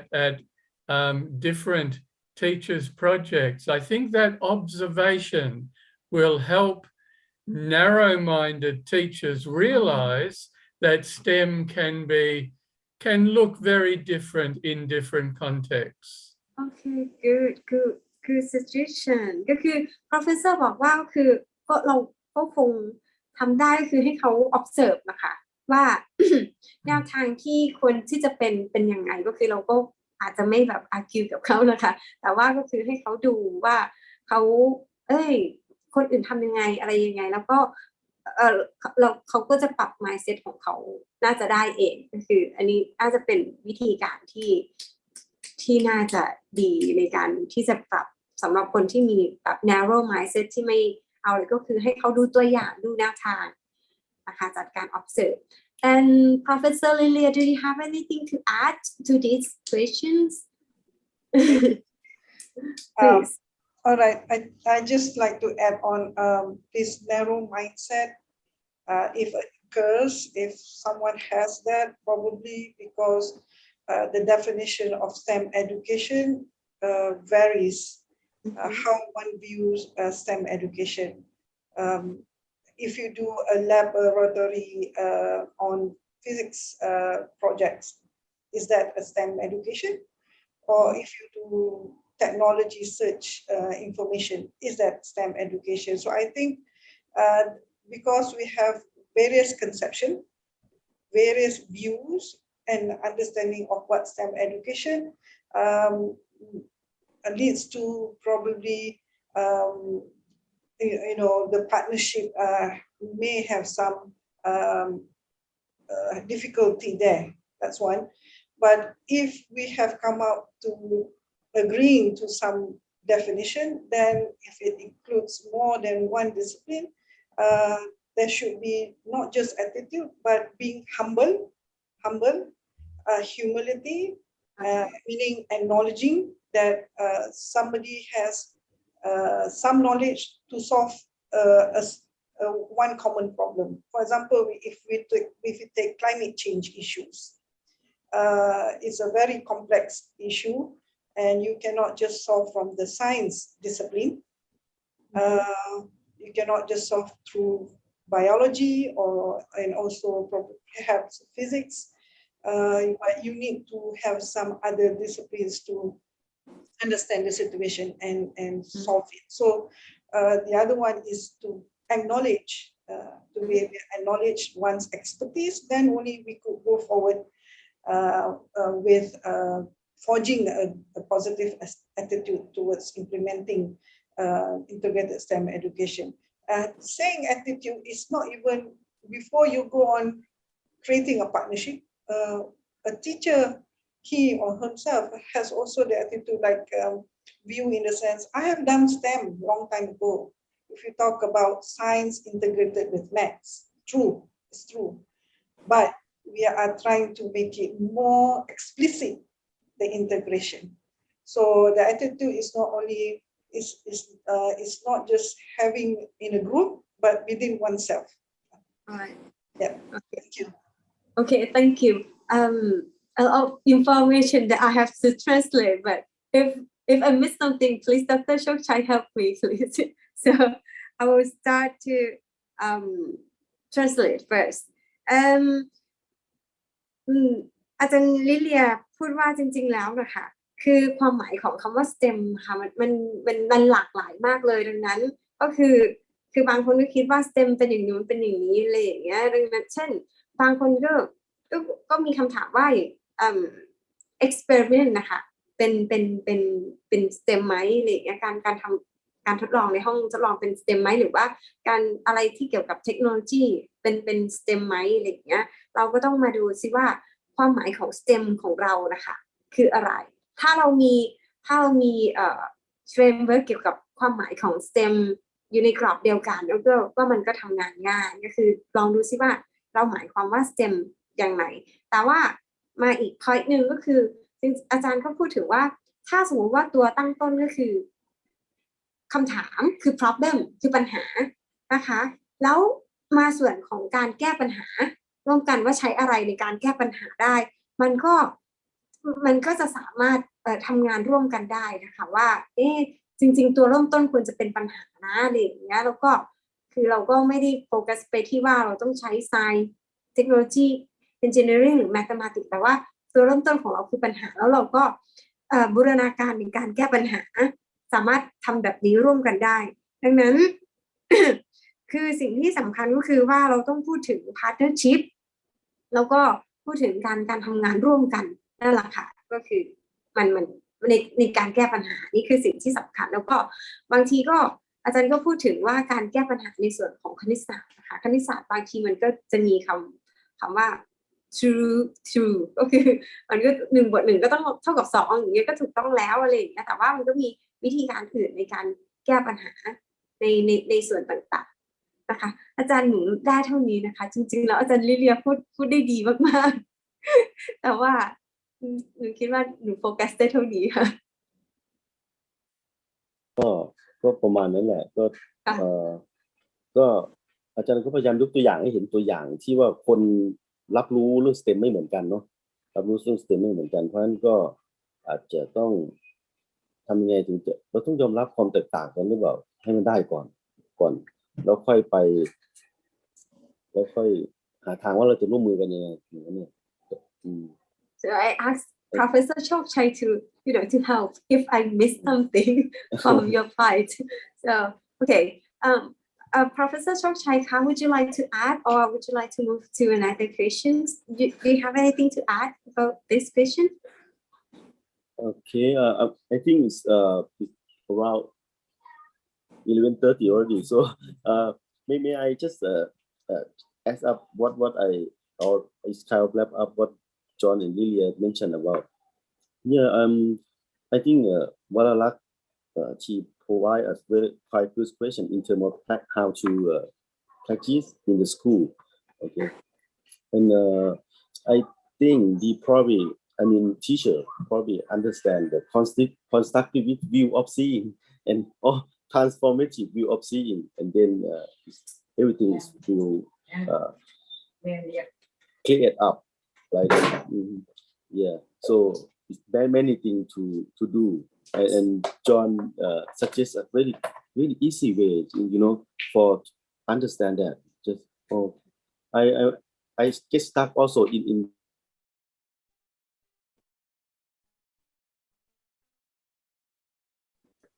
our human being, so it's quite difficult. But John suggests very easy to do. Okay, I think I get the point. And Professor Lee also show us about some existing idea on that, and I think we need to accept the different idea, and then we can move for cooperation. Okay, I think this is the because it's the time I worry about you. Okay, Pilot, you probably post up. Okay. Actually, like when we first about teacher competency, about with Professor Chok Chai, he emphasized that this is quite new, and this is like, so I try to find literature, and it's very little, if any, like I couldn't find much and things. So I try to, frame from the way of thinking and something that and implicit in the literature, and we kind of frame like this. So we want to make sure that our idea is in the right light. And when I listen to your guy when you talk, it's I feel like really impressed, and I feel like oh yeah, I learned a lot, and we come to the right time. And thank you very much for your support and for your sharing very, very good things, very good idea, and inspire us to do further about competency, because I think it's important for teacher in STEM education. Thank you very much. I hope that we get your your kindness in next seminar and next topic. Thank you very much for Professor John Williams and Professor Lilia Halim. Thank you. ขอบคุณค่ะ Hope to see you next time. Okay. And I think I will make a gallery view, Okay. so we can take photo. Okay. Okay. Photo. Please turn on your camera. Open your camera. Okay.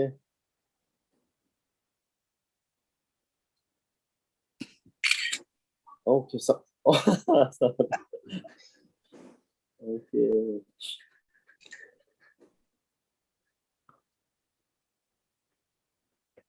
Okay, I think this is enough for our photo time. I have to say thank you again. I'm learn a lot with teacher also, and we try to thinking about that, and I think we can develop further cooperation with you, John and Lilia again.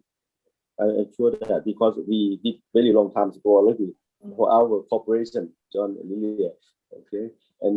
thank you for your time today, and I will discuss with you further again in many channels. Okay. It's always a pleasure to work with you. So thank you for the opportunity to share some ideas, and I wish the teachers all the best. Thank you. Yeah. Thank you. Thank you very much. And thank you for the excellent translation. Thank you. I think it was excellent. I don't really know, but yes, that's it. Oh yeah. I hope it would be. Okay, ขอบคุณค่ะ ขอบคุณค่ะ bye-bye. All the Thank best. you. Hope to see you next time. All the best to you as well. Have a nice day. Bye. Thanks ขอบ for คุณค่ะ joining. บ๊ายบาย With John. ค่ะ Good to see you, Lilia. Bye. I'll leave the meeting now. Thank you.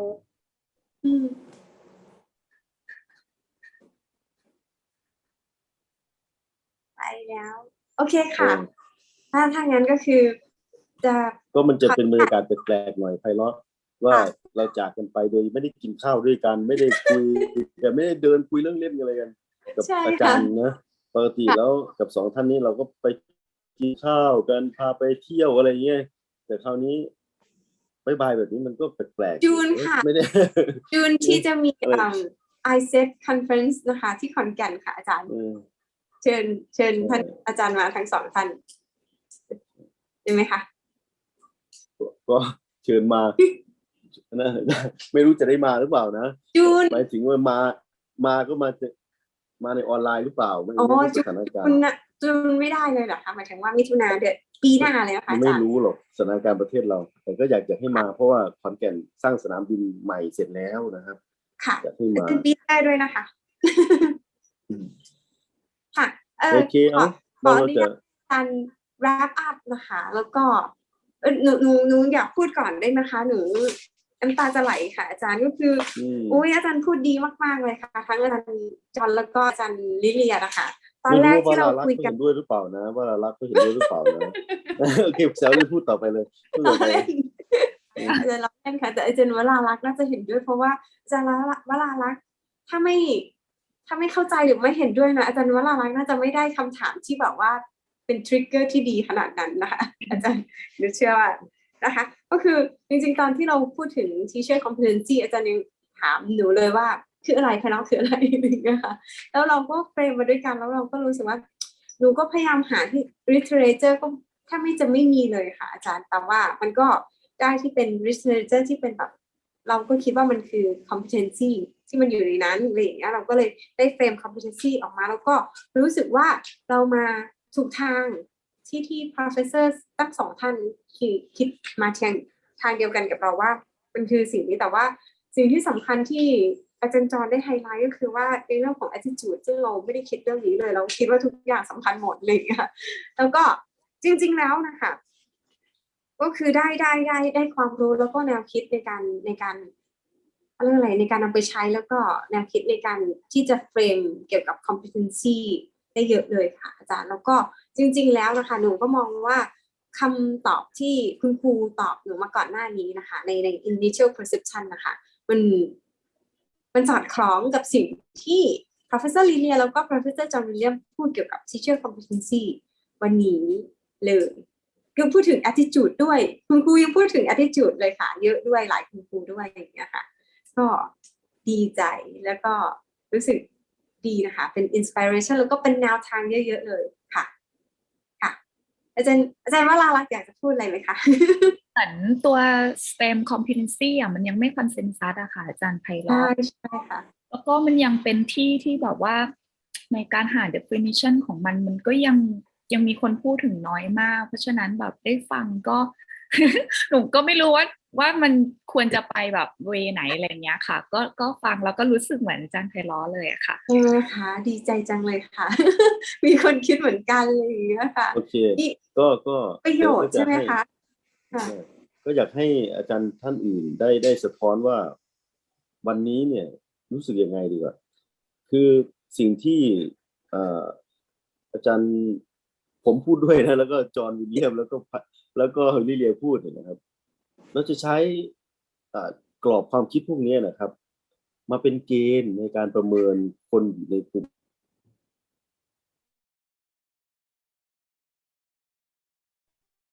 เวลาลักอาจารย์ที่เป็นฝ่ายไปดูซึ่ง อินเทอร์เน็ตไม่ค่อยดี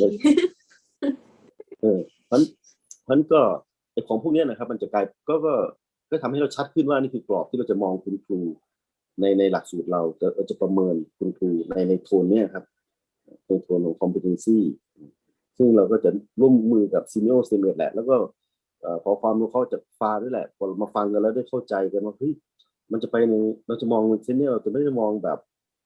ไม่มีข้อสอบหรอกจะมาประเมินหรอกเราจะมอง competency ที่ออกมาซึ่งมันก็แยกกันไม่ออกเลยนะว่ามันคืออยู่ส่วนไหนใช่มันรวมกันมานะครับที่มันโอเคก็เลยอยากจะฟังความเห็นจากคุณครูหน่อยว่าโอเคไหมนะครับถ้าเราจะใช้กรอบนี้ในการประเมินเนี่ยคุณครูรีบบอกนะถ้าไม่บอกเราก็ใช้หมดเลยนะเราใช้อย่างนี้ด้วยนะรีบบอกนะครับ คุณครูก็โอเคไหม อาจารย์วราลักษณ์ก็ลอยตัวเพราะอาจารย์วราลักษณ์ไม่ได้ถูกประเมินเป็นฟ้าเนาะแต่คุณครูท่านอื่นล่ะนะครับถ้าไม่พูดเราก็เต็มที่เลยนะครับสมมติอาจารย์ไหนล่ะอาจารย์จิรันทรโรงเรียนเทศบาลอะไรนี่อาจารย์จิรันทรผมอ่านชื่อจากในหน้าจอผมนะค่ะอาจารย์อยู่จังหวัดอะไรนะครับ ค่ะ พอดีนี่แหละอาจารย์เปิด อยู่หนองคายค่ะโรงเรียนเทศบาลหนึ่งค่ะอาจารย์ โอเค พอดีหนูขับรถอยู่ค่ะอาจารย์ โอเคไม่เป็นไรครับ ค่ะ คนอื่นไม่ต้องพูดก็ได้ครับเอาคนอื่นก็ได้ครับผมจะเรียกชื่อเช็คหรือสะดวกไหมครับอาจารย์ผมขอให้สะดวกพูดไหมค่ะก็เท่าที่ฟังวันนี้ก็เห็นจุดมุ่งจุดเน้นที่มันชัดเจนขึ้นนะคะแล้วก็แนวทางของตัวเองถ้าจะเอาปรับใช้เนี่ยอย่างหนูสอนป.1หนูก็คิดว่าอย่างที่อาจารย์ได้บอกก็คือเรื่องของเกมอะค่ะมันก็เป็นสิ่งที่หนูเอามาใช้อยู่แล้วค่ะแล้วก็หลักการบูรณาการค่ะที่ว่ามันเรามาเหมือนจะเป็นจุดเน้นแล้วก็การทำให้เรามั่นใจขึ้นว่าเราก็มาถูกทางในส่วนของการสอนสเต็ปอะค่ะประมาณนี้ค่ะอาจารย์ครับผมขอบคุณครับโอเคใครอีกเนาะเดี๋ยวฟังเสียงจากทางสุรินทร์หน่อยครับทางสุรินทร์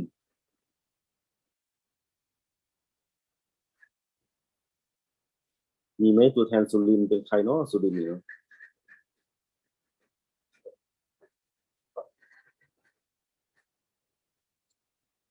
โรงเรียนอะไรนะเดี๋ยว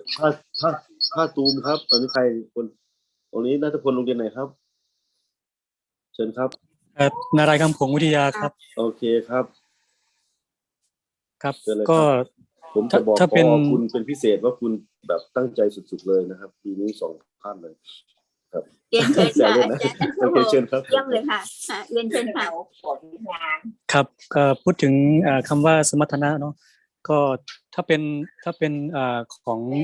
ของหลักสูตรนะครับก็สำหรับผมก็คือเพิ่งจะได้ยินได้ฟังมาไม่นานนะครับแล้วก็ถ้าพูดถึงสมรรถนะของสเต็มนะครับสำหรับวันนี้ก็คือมีมุมมองสำหรับสมรรถนะของครูด้วยใช่ไหมครับแล้วก็คือเหมือนกับว่ามุมมองของผมเดิมนะครับคือผมมองว่าถ้าจะวัดสมรรถนะคือเรามองแค่ตัวเราว่าเราจะวัด1 2 3แต่ว่าจากที่ฟังมาทั้ง3ท่านเนี่ยเหมือนกับว่าก่อนที่เราจะวัดหรือว่าเราจะมองอะไรเราจะต้องมองข้างนอกก่อนนะครับมององค์ใหญ่องค์รวมแล้วมองให้รอบด้านก่อนนะครับเหมือนกับว่าก็สามารถที่จะนำไปใช้ในการมองอื่นๆได้ครับไม่เฉพาะเรื่องของสมรรถนะสเต็มนะครับว่าเวลาที่เราจะทำอะไรก็แล้วแต่เนาะมันจะต้องมีหลายๆมุมมองนะครับมีหลายความคิดหลายแบบที่จะทำให้เรามองเราวัดอะไรต่างๆได้ง่ายได้ชัดขึ้นนะครับครับผมขอบคุณครับ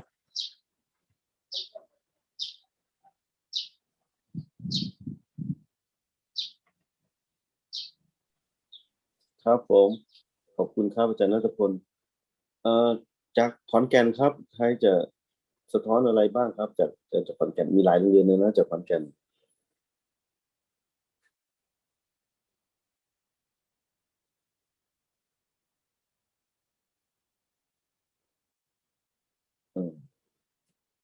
อาจารย์เห็นไหมจากขอนแก่นใครโรงเรียนอะไรนะอาจารย์วุฒิพงศ์ก็ได้ครับวุฒิพงศ์ผมเห็นเนี่ยอาจารย์วุฒิพงศ์ดาวเด่นของเราเลยนะหรือป้ากุ้งอยู่ไหมเนี่ย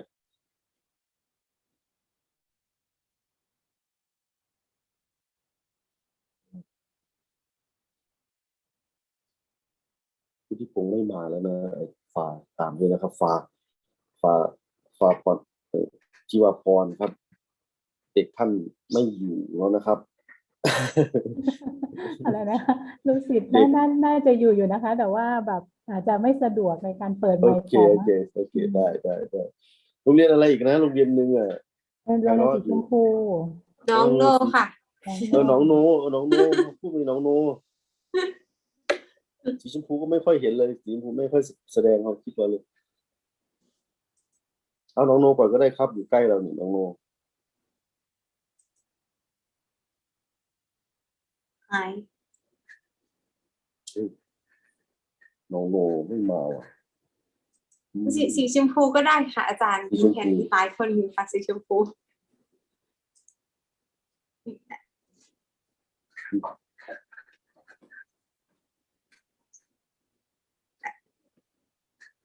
เรียกชื่อก็ได้เนาะเรียกชื่อก็ได้จะได้มี เรียกชื่อเลยค่ะ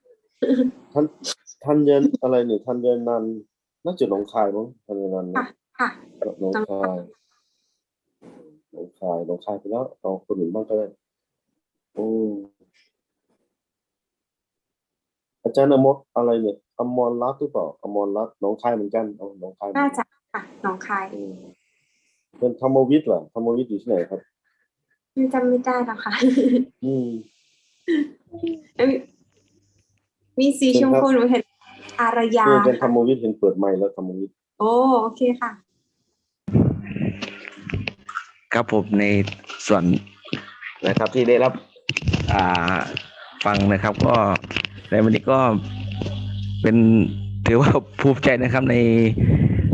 การมารับฟังโปรเฟสเซอร์นะครับจากต่างประเทศนะครับ โดยส่วนตัวก็ยังไม่ได้มีประสบการณ์นะครับมากมายในการสอนในระดับนี้นะครับก็ตามที่ได้ฟัง นะครับก็มีเนื้อหาที่ในส่วนที่เข้าใจบ้างนะครับ แล้วก็บางส่วนที่ไม่เข้าใจบ้างนะครับ ก็ถือว่าการจัดการเรียนรู้ในสเต็มเนี่ยนะครับ ก็จะต้องมีเนื้อหาหลายๆอย่างนะครับสมรรถนะที่คุณครูจะต้องเพิ่มเติมนะครับ เพื่อที่จะไปสู่นักเรียนนะครับ เพราะว่าต้องยอมรับนะครับว่าคุณครูเนี่ยนะครับในอย่างเช่นวิทยาศาสตร์นะครับบางอย่างก็ต้องไปเพิ่มเติมนะครับในความรู้ที่เกี่ยวกับ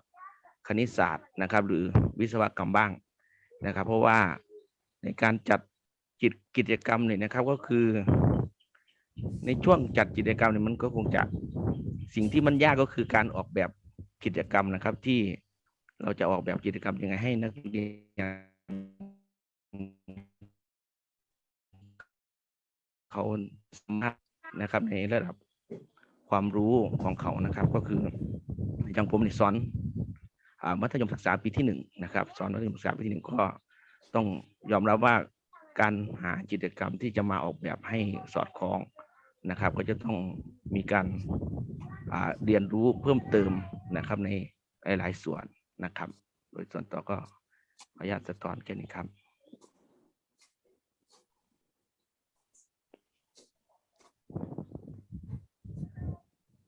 โอเคขอบคุณครับอาจารย์ธรรมวิทย์ครับครับผมก็สิ่งที่เราคุยกันวันนี้นะครับก็จะเดี๋ยวนะครับมองนะครับสิ่งที่เราคุยกันวันนี้ จะกลายไปเป็นกรอบที่เราใช้ในการประเมินคุณครูนะครับหมายถึงคุณครูในหลักสูตรเรานี่แหละนะครับคุณครูในหลักสูตรเราเนี่ยนะครับนั้นโอเคใช่ไหมที่เราจะประเมินโดยใช้กรอบพวกนี้นะครับคือประเมินความสามารถของคุณครูเนาะในหลักสูตรเราเนี่ยครับซึ่งมันก็หมายถึงว่าตอนนี้อาจารย์เป็นเหมือนกับคนที่เข้าร่วมอบรมก็เป็นเหมือนกับนักศึกษาของมหาวิทยาลัยขอนแก่นเพราะฉะนั้นสิ่งที่คุยกันวันนี้คือเป็นการเล่าให้ฟังในวิถีของการแชร์วิชั่นกันนะครับในการแลกเปลี่ยนวิสัยทัศน์นะครับแต่เราจะไม่ได้ไปบอกว่าเราใช้กรอบ1 2 3นี้แล้วจะเหมือนกับสร้างความหมายไปด้วยกันว่ามันคืออะไรนะครับสร้างความหมายไปด้วยกันแต่ก็เชื่อว่าตัวอาจารย์เองผมเองอาจารย์จอห์นวิลเลียมลิเลียเนี่ยครับก็มีมุมมองอยู่แล้วบางส่วนนั้นการที่เราคุยกันวันนี้นะครับก็ทำให้เราได้สร้างความหมายร่วมกันว่า teacher competency คืออะไรแล้วเราจะใช้ความหมายนี้นะครับในการก้าวไปด้วยกันคือการประเมินที่เรากำลังจะพูดเนี่ยคือเป็นการประเมินเพื่อ formative assessment ก็คือประเมินเพื่อส่งเสริมให้ท่านได้เรียนรู้นะครับเราไม่ใช่ประเมินเพื่อจะตัดเกรดท่านเพราะฉะนั้นเราจะใช้กรอบพวกนี้นะครับเป็นเกณฑ์ในการขับเคลื่อนพูดว่าขับเคลื่อนดีกว่าซึ่งมันคือการประเมินถ้ามองในแง่ของหลักสูตรของเราเนี่ยครับมองในแง่ว่าเราจะเล่าให้ซีเนียร์สเตมฟังว่าเป็นยังไงแล้วก็มองประเมินว่าคุณครูทำอันนี้สำเร็จทำอันนั้นสำเร็จทำอันนั้นยังไม่ได้ตรงนี้ยังไม่ได้ตรงนี้ได้อะไรนี่คือสิ่งถ้ามองในแง่ของหลักสูตรมันคือการประเมินแต่ถ้ามองในแง่ของการทำงานร่วมกันมันคือกรอบที่เราจะทำอะไรร่วมกันได้บ้างนะครับซึ่ง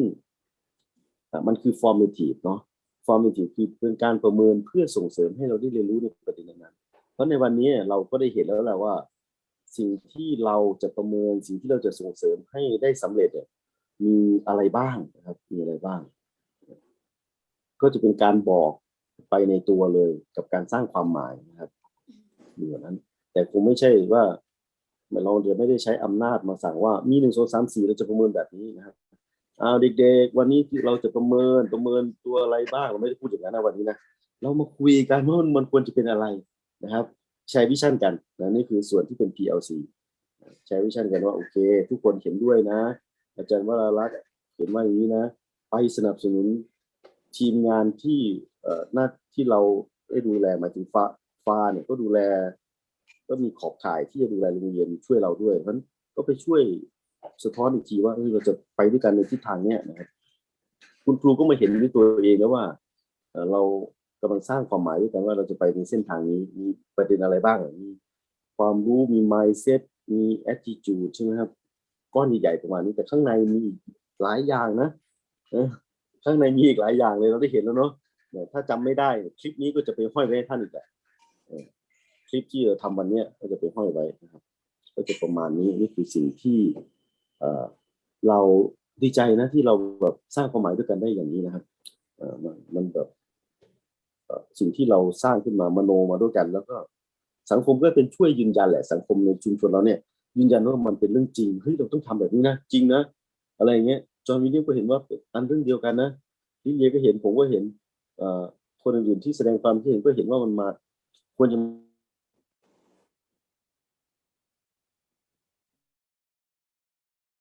เรื่องที่เราต้องแสดงสิ่งที่เกิดขึ้นประมาณนี้โอเคมีใครจะเสริมไหมครับในช่วงเวลาที่เหลืออยู่10 นาทีนี้ขออนุญาตเสริมได้ไหมคะจริงๆแล้วนอกจากที่พูดถึงว่าสิ่งที่คุณครูจะถูกขับเคลื่อนโดยวิธีนี้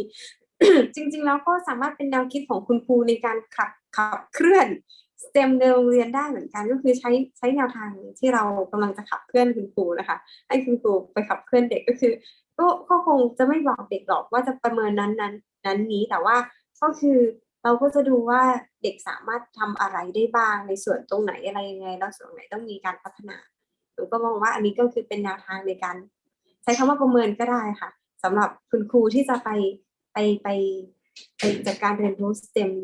ในชั้นเรียนก็ใช้แนวคิดเดียวกันได้ค่ะโอเคก็มีใครจะพูดอะไรไหมครับให้โอกาสนะครับใครก็ได้ครับสะท้อนเพราะว่ามีเวลาเหลืออยู่ก่อนเที่ยงให้พูดได้เลยเพื่อจะเป็นประโยชน์หรือว่าสะท้อนคิดของตัวเองก็ได้ที่อยากจะเล่าให้ฟังนะครับอนุทินนะครับอนุทินเขียนมาหน่อยนะอนุทินอาจารย์จอห์นวิลเลียมพูดถึง attitude เป็นสิ่งสำคัญเนาะอนุทินเนี่ยเป็นตัวสะท้อน attitude เนี่ยอนุทินเรามีเยอะไหมผมว่าเราไม่ค่อยส่งเข้ามากันนะอนุทินส่งเข้ามาหน่อย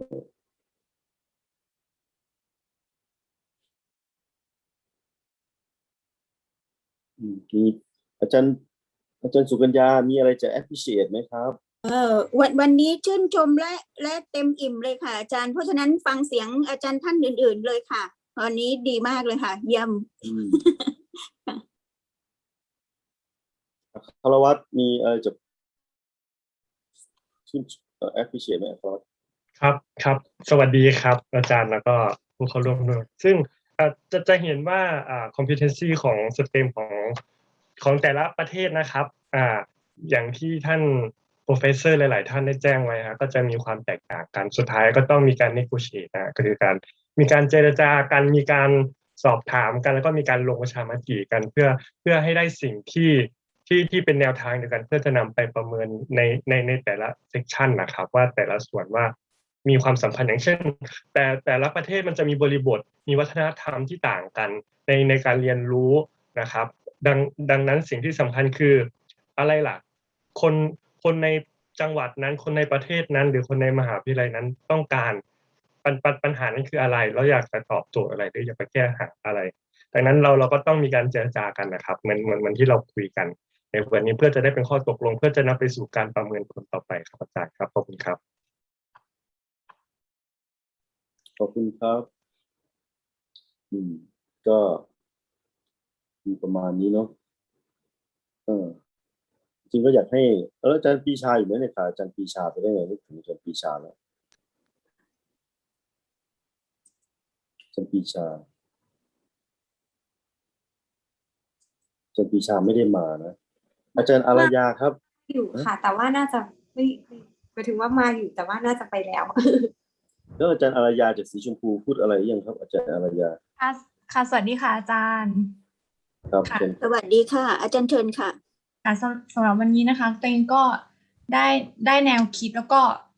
สิ่งแรกก็คือมองไปที่ห้องเรียนตัวเองค่ะว่าที่ผ่านมาตัวเองได้ทำอะไรบ้างก็ชอบตรงที่อาจารย์บอกว่าบางครั้งไอ้เจ้าสเต็มนะคะมันไม่ต้องมานั่งแยกว่า S คืออะไร T คืออะไรคือความหมายตรงนั้นนะคะเพราะว่าบางทีเราสอนหนึ่งเรื่องบางทีหนูก็ไม่สามารถระบุได้ว่าในบทเรียนที่เราออกแบบนะคะในแต่ละเรื่องมันมีครบทั้งหมดหรือเปล่าเนี่ยค่ะต่อไปก็จะเริ่มพัฒนาก็น่าจะเป็นแบบการนำองค์ความรู้ตรงนี้ค่ะไปพัฒนาบทเรียนนะคะเพราะว่าถ้าเป็นในระดับแล้วก็ชอบตรงนึงนะคะที่อาจารย์บอกว่าก็ต้องมองที่เขาเรียกว่าอะไรคะนักเรียนนะคะที่มีอาจารย์พอเราพูดว่าถ้าเป็นเด็กน้อยจะสอนอะไรเขามันก็เลยทำให้เราคิดว่าตรงนี้ที่ไงมันไม่ได้หมายความว่าสเต็มแล้วเราจะเอาไปลงกับเด็กในแต่ละวัยเหมือนกันก็ชอบตรงนี้ค่ะเพราะฉะนั้นถ้าเราเป็นคุณครูที่สอนในระดับไหนตรงไหนที่มันเป็นกิจกรรมที่แบบที่เด็กเขาทำได้เริ่มจากอันที่เขาทำได้ก่อนนะคะแล้วค่อยก้าวไปเป็นอันที่มันยากขึ้นคิดว่ามันน่าจะเป็นอย่างนี้ค่ะแล้วมันก็เข้ากับบริบทของนักเรียนในพื้นที่เราซึ่งถ้าเทียบกันนะคะอย่างเห็นได้ชัดเลยค่ะบางทีหลักสูตรเดียวกันในแต่ละโรงเรียนเอาแค่ขอนแก่นกับสีชมพูเนี่ยค่ะก็เรียนไม่เหมือนกันนะคะโดยเฉพาะวิชาวิทยาการคำนวณค่ะเตงมีหลานเรียนที่ขอนแก่นแล้วก็มีนักเรียนที่เรียนที่นี่ก็จะเห็นความแตกต่างพอได้เห็นการบ้านที่ครูให้มาอย่างเงี้ยค่ะ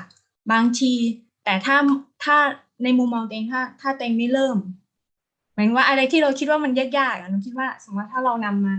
สอนเด็กที่นี่เขาอาจจะทำได้ก็ได้นั่นหมายความว่าคุณครูก็เป็นส่วนหนึ่งนะคะที่เราต้องไม่มองว่าเด็กเราในอีกแง่มุมนะคะทำไม่ได้หรอกอะไรอย่างเงี้ยค่ะถ้าคุณครูหนูคิดว่าคุณครูเนี่ยก็มีผลมากๆค่ะในการที่เช่นคุณครูอาจจะมีความรู้ในเรื่องนี้แล้วก็มองเห็นประโยชน์แล้วก็นำมาสอนเด็กอย่างเงี้ยค่ะเด็กก็จะได้รับการพัฒนาค่ะตรงนี้ก็คิดว่าวันนี้ก็จริงๆตัวเองก็เปิดใจแล้วเพียงแต่ว่าก็จะมากังวลว่าในบทเรียนเรามันจะทำยังไงให้ทุกอย่างมันเป็นสเต็มอย่างนี้ค่ะอาจารย์ณความกังวลของตัวเองตอนนี้นะคะทำยังไงจะให้มันเป็นสเต็มโปรเจกต์มันต้องใหญ่ไหมหรืออะไรอย่างเงี้ยค่ะมันก็จะยากตอนแรกๆว่าเราจะมาคิดว่าอย่างตอนแรกความเข้าใจตัวเองก็คือเหมือนกับอาจารย์ก็พยายามให้แบบให้เราหาแบบอะไรนะคะตอนนั้นช่วงอะไรนะให้หาปัญหาใช่ไหมคะเพื่อที่จะเป็นธีมของโรงเรียนที่จะไปพัฒนาค่ะตรงนี้ก็เลยมองว่ามันก็ยังยากอยู่แต่ถ้าเรามองไปแง่ในห้องเรียนเราว่าเราได้ทำอะไรบ้างอย่างเซมิโอตอนที่ไปอบรมเนี่ยเขาเริ่มจากการถามคำถามเพื่อที่จะนำไปสู่การสืบเสาะของนักเรียนอย่างเงี้ยค่ะคิดว่ามันก็ได้ผลอยู่ค่ะค่ะอาจารย์ค่ะขอบคุณมากนะคะวันนี้ขอบคุณมากๆค่ะวันนี้คุณครูอาจารย์ไพเราะต้องทำงานหนักมากเลยเนี่ยขอบคุณนะคะครับขอบคุณครับอาจารย์ก็อย่างน้อยก็ได้เห็นว่า มีคนที่หลายๆคนน่าจะเข้าใจประมาณนี้ก็คือมีความสิ่งที่เราพูดออกไปเนี่ยได้สะท้อนถึงความเข้าใจของแต่ละคนอยู่ได้ทำให้คนอื่นเข้าใจในกลุ่มพวกเรานะครับก็สิ่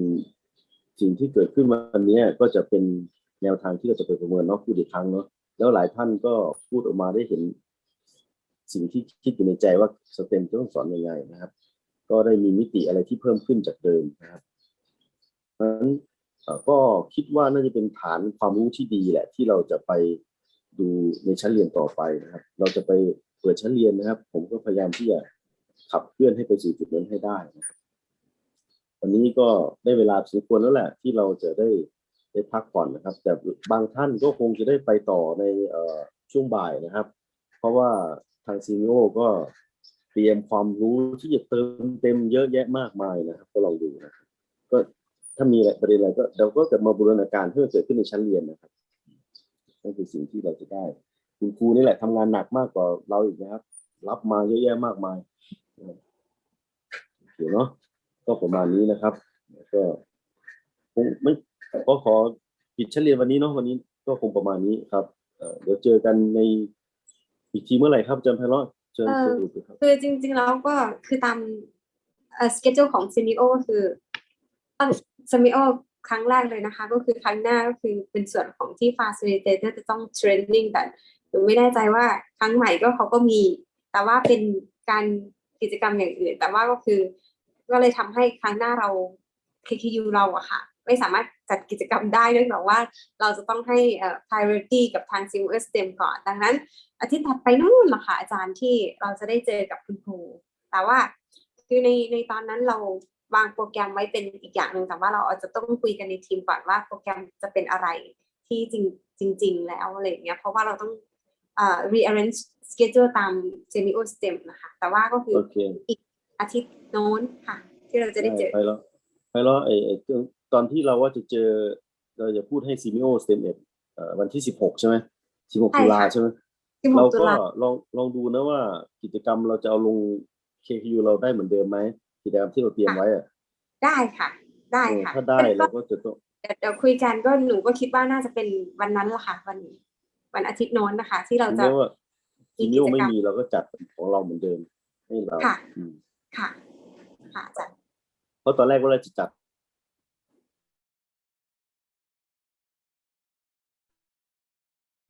ประเทศเนี่ยกิจกรรมตอนนี้ใช้เฉพาะกลุ่มเราก็ได้นะครับได้ยินเสียงผมไหมโอเคประมาณนี้เดี๋ยวก็ติดตามทางGoogle Classroom แล้วก็ทาง LINE นะครับ LINE เป็นยังไงก็อยากให้พวกเรามาร่วมมือกันก็หนักหน่อยนะทำงานเป็นครูไทยเนี่ยนะครับเสาร์อาทิตย์ก็ไม่ได้หยุดนะครับเป็นอะไรที่หนักหน่อยนะครับก็ตลอดเวลาแหละตลอดเวลาเป็นครูตลอดเวลานั่นคือครูไทยนะครับขอบคุณทุกคนครับสวัสดีครับขอบคุณค่ะเห็นใจทุกคนแต่ว่าคุณครูเก่งมากเลยค่ะขอบคุณค่ะขอบคุณทุกท่านนะคะขอบคุณอาจารย์ทุกท่านค่ะอาจารย์ค่ะ